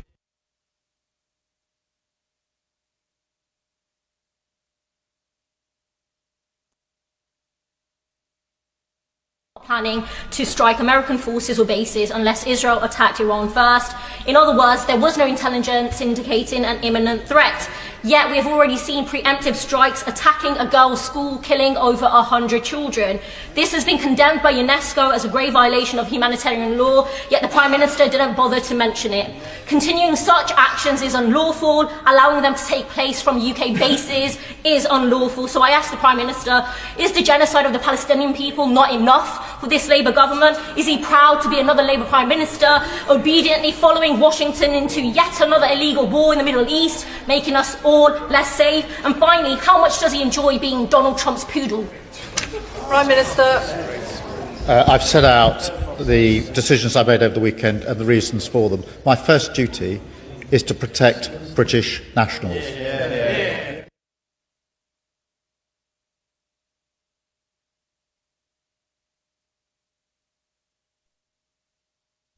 See here how they questioning the Prime Minister in England, while our Prime Minister here ducking and hiding and don't want to answer questions. You understand? Continue to take your calls, 464-7003. While I wait for your call, while I wait for you to call in, I just want to let you know that a tribute to Miss Marissa Keegan is happening on the 24th of March 2026. Venue Naprema Bowl, San Fernando, time 7 p.m.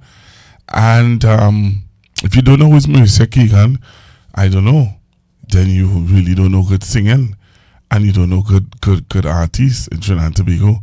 Marissa Keegan was one of Trinidad and Tobago's best female vocalists, and you know, it's we are commemorating her death, which is 100 days already. Wow, time flies.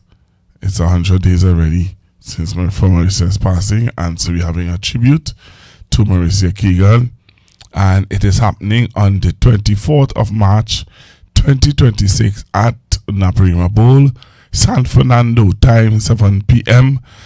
All right, tickets are $150, and I will give you some numbers to call if you are interested in getting a ticket to the event. All right, it's a ticketed event at Naprema Bowl. Hello, good evening, caller. Good evening, Pastor Govind. You come to tell me your partner? You call me to tell me about your partner? My partner?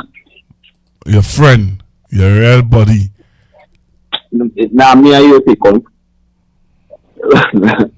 Now, I already the British Prime Minister. You think he don't know that they slaughter some Muslim girls in Iran? This is not racist, you know. This is fact I talking here. He's a white man. And notice the person challenging him, the senior young lady. Right? But he's a white man. Bibi or Netanyahu is a white man from New York. But did you hear the clip? Did you hear the clip? What clip is that? That I played just now. Yes. Okay. And I just in that clip. Is that clip I just in? Alright, because somebody said that no audio. Yeah, I hear the clip. Is that clip I just in? Alright, thank you. So Bibi is a white man. Donald Trump is a white man. The same colonial,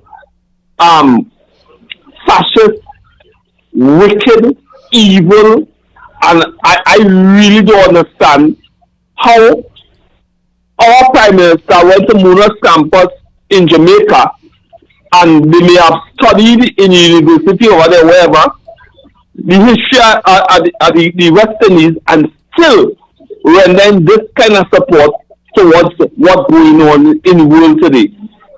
Right? I really don't understand. This is happening. They kill 1 million people in Iraq.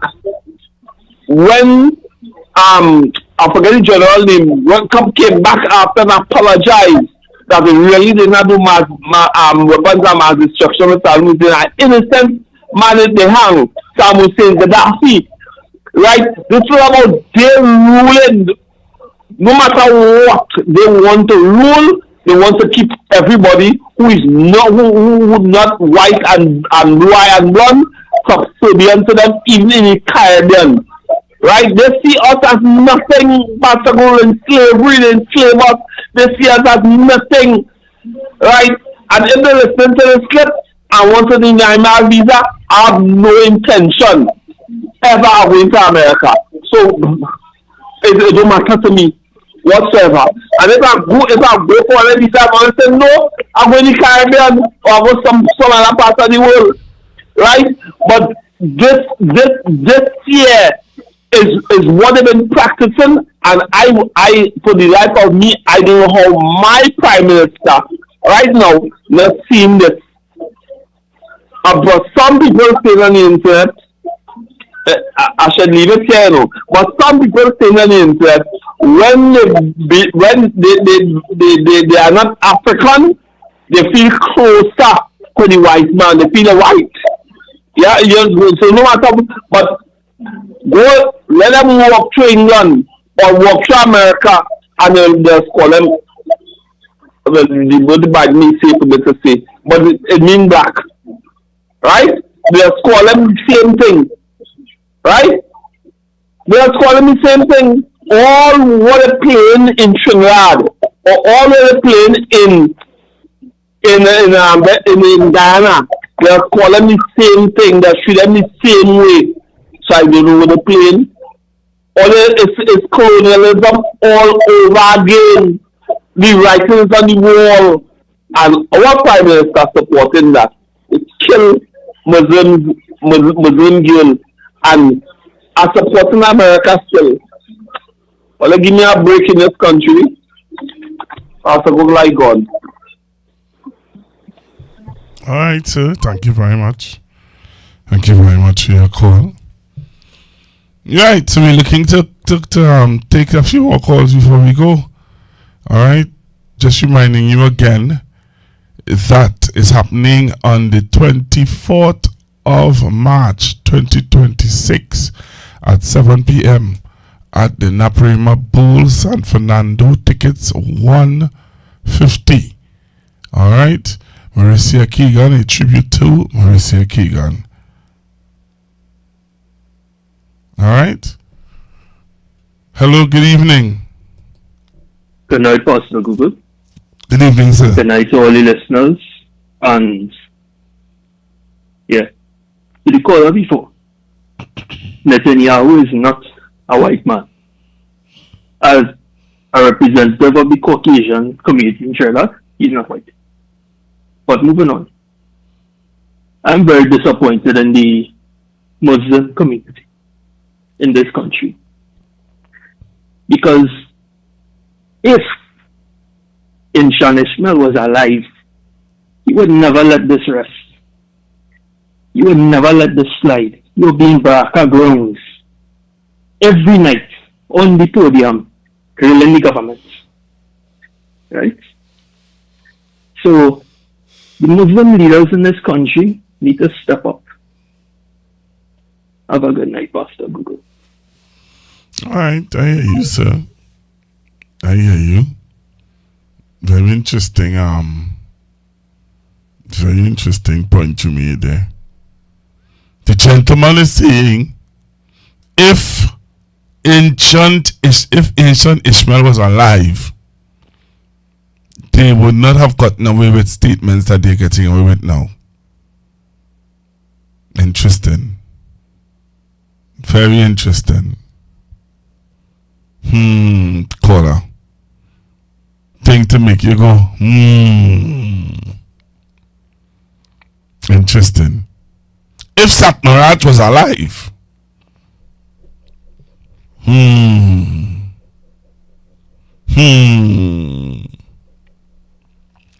Very interesting. Do you think if Sat was alive, Julian John could have acted as Prime Minister? He just asking for a friend. Just asking for a friend. You think if Mr. Sat, those of you in the chat, yes or no? Yes or no? If Sat Maraj was alive today, do you think, as we get ready to leave, answer that question for me. If Sat Maharaj was alive today, do you think Miss Julian John could have acted as Prime Minister in this country under the UNC? Hello, good evening. Pastor Google, Netanyahu name, his real name is not Netanyahu. Tell a caller, go and research it. The president of Egypt said they left black and they come back white in Israel. They came back in Palestine many years ago and trick the Palestinians and start take with it. That's why the acceptors start take with the Palestinian land. Hence the reason they would try to annihilate all the Palestinians the other day. Right?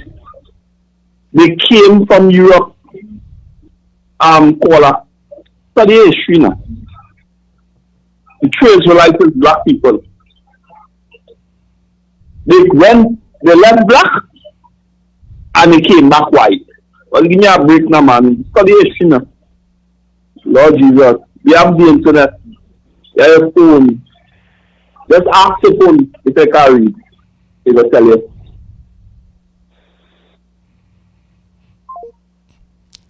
Alright, so do you believe if Satmaraj was alive today, Ms. Julian John would have been the acting Prime Minister under the United National Congress? Yes or no?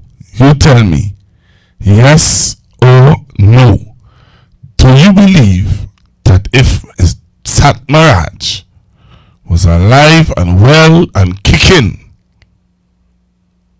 Those of you in the chat, type in yes or no. So I'm seeing no, never, no, never. Hello, good evening. Yes or no? Hello, good evening. Hello, good evening, Pastor. Good night. Good evening. If Satmaraj was alive today, Julian John would have never been able to be acting as Prime Minister. And the next point, what the man was saying, that Netanyahu is an Ashkenazi Jews from the Khazar. They are white people. He is right. All right. Thank you very much. Somebody said, nope. So, yes, the truth, Israelites are black. Okay. So hear this now. On Thursday, God's willing, God's willing, I'm supposed to have Miss Aklia Glasgow on the program, which is the mayor of Tego Martin. Alright, she's going to talk about several things that's happening in the Tego Martin area, and she's going to share some information with you about an incident that would have happened. So on Thursday, Miss Aklia Glasgow is going to be on with me. I want you to share the information around. Also,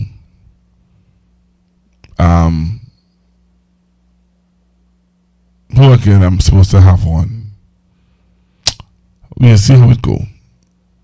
Somebody said to me on the live just now that I need to invite some more opposition senators and members of parliament. I will try my best to. Put in the chat who you would like for me to have on the live. Alright? Put in the chat who you would like for me to have on the live with me. Which members of parliament you would like, opposition members of parliament you would like to hear, and opposition senators you would like to hear. So, I'm giving you a little chance to type that up there now. Which opposition member of parliament you would like to hear from, or opposition senator you would like to hear from.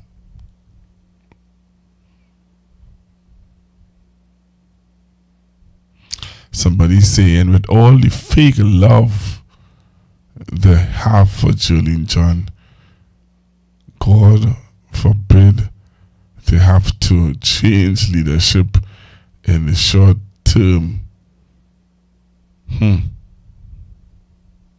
The true UNC will rise up.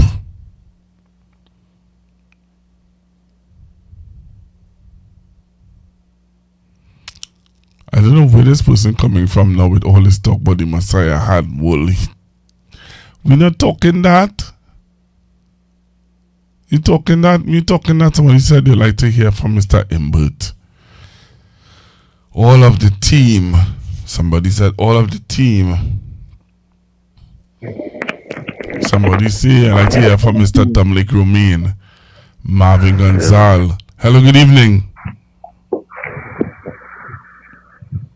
Hello, good evening, Penny. Hi, evening, Pastor Google. Good evening. Yeah. I would like to have if you could bring Dominic Romain on your chat. I think that'll be a plus for you. For me, yet? Well, yeah. Yeah, for me. Yeah. Yeah. Yeah, suggestion. Yeah, yeah. For Right? me. A plus for me, right?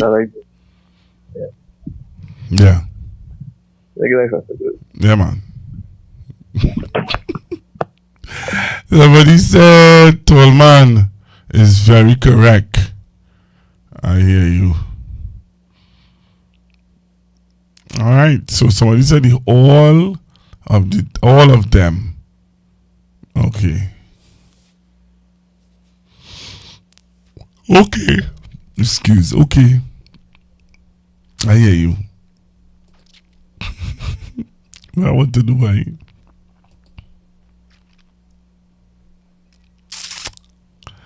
All right, so let me say thank you all very, very much for being with me this evening on Constructive Talk. It's always a pleasure to have you guys on with me. And we're going to continue to educate and inform all of you on issues that are happening in Trinidad and Tobago.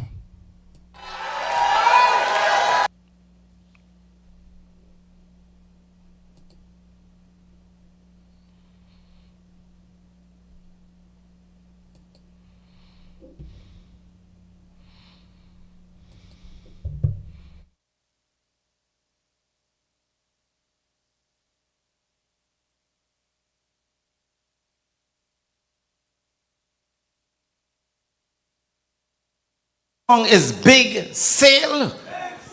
The name of the singer, Queen Victoria.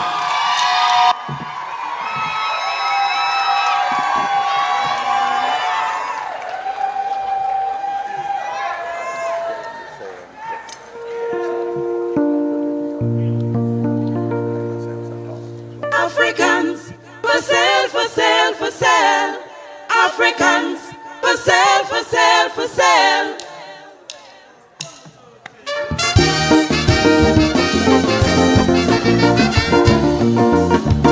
Upper River Ball, on you come, yes. All you good, yes?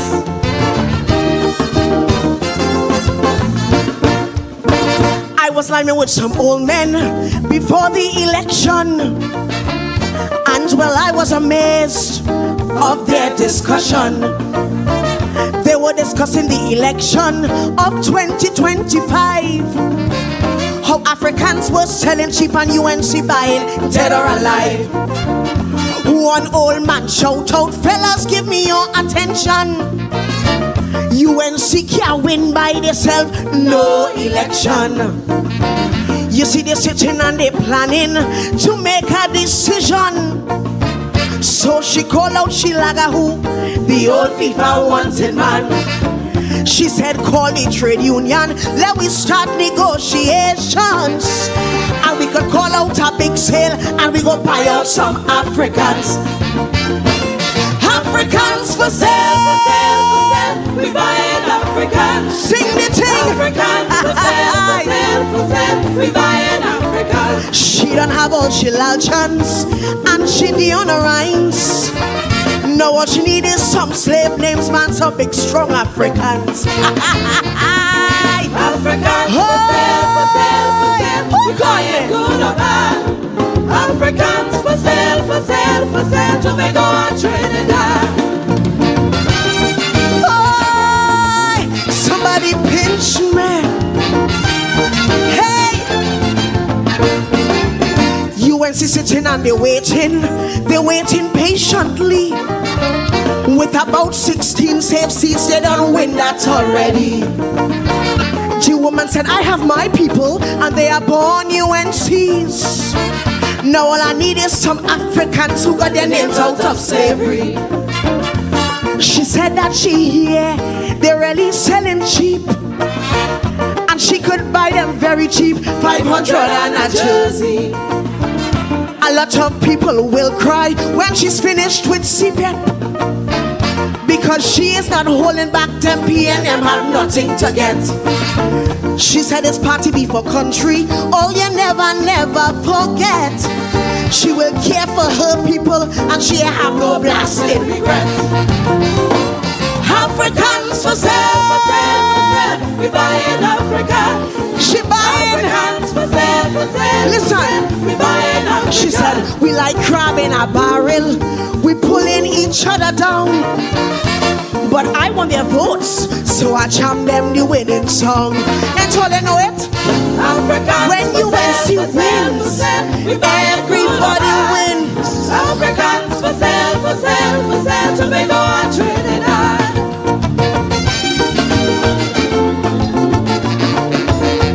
Oh, who called me?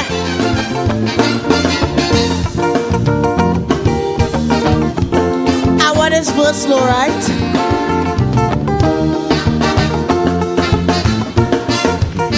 Black mines in Tobago, she's working on them with ease, but she's not afraid because monkeys say cool breeze. She said the last time she was easy, this time there is no room for mistakes, cause when she's done with Tobago, it's either they make or break. She has her eyes on Moruga, especially Samuel Cooper. They got a lot of P&M houses, but none of them can remember. She's buying some in 6 company because they're nice, they're bad and they're trim. Their ancestors came from Africa and all of them is Americans. She passed through 5th company and she bunks up Madingo. Well, boy, she makes she name cause she get Africans for Africans for sale. We buying Africans. Kill them. Africans for sale. Listen this. We buying Africans. Doc Faisalabad was pretty serious with her reading the cemetery. He said I'm waiting for refinery point. That man had to be crazy. What? Africans for sale. We buying good or bad. Africans for sale. Tobago and Trinidad. I never meet too commercial man so.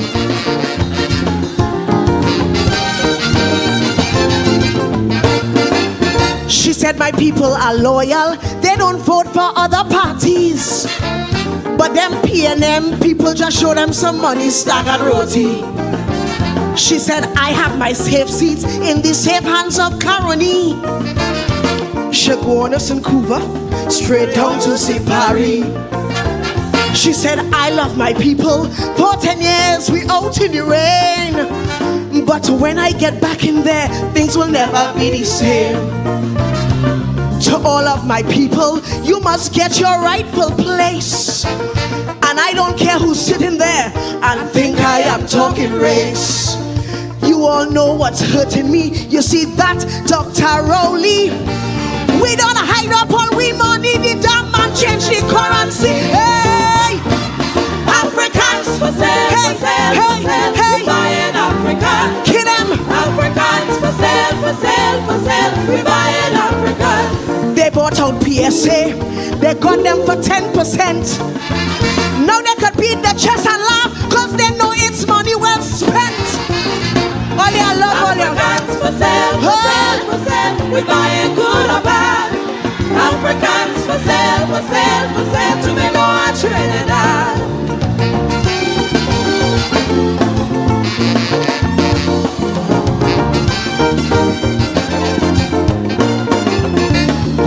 Africans for sale. We buying Africans.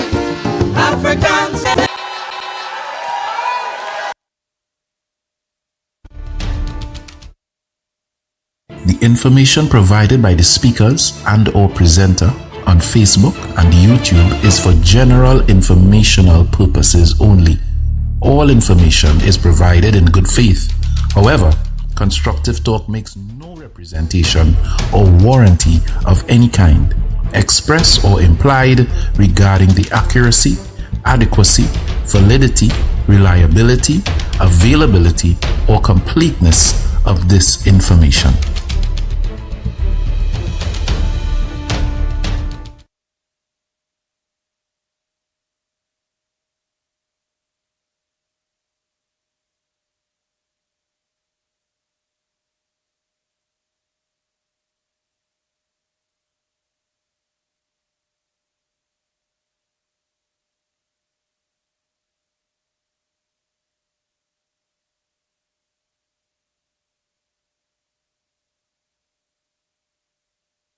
Secretary Anthony Blinken, foreign ministers, other distinguished officials, ladies and gentlemen, good morning from Port of Spain, Trinidad.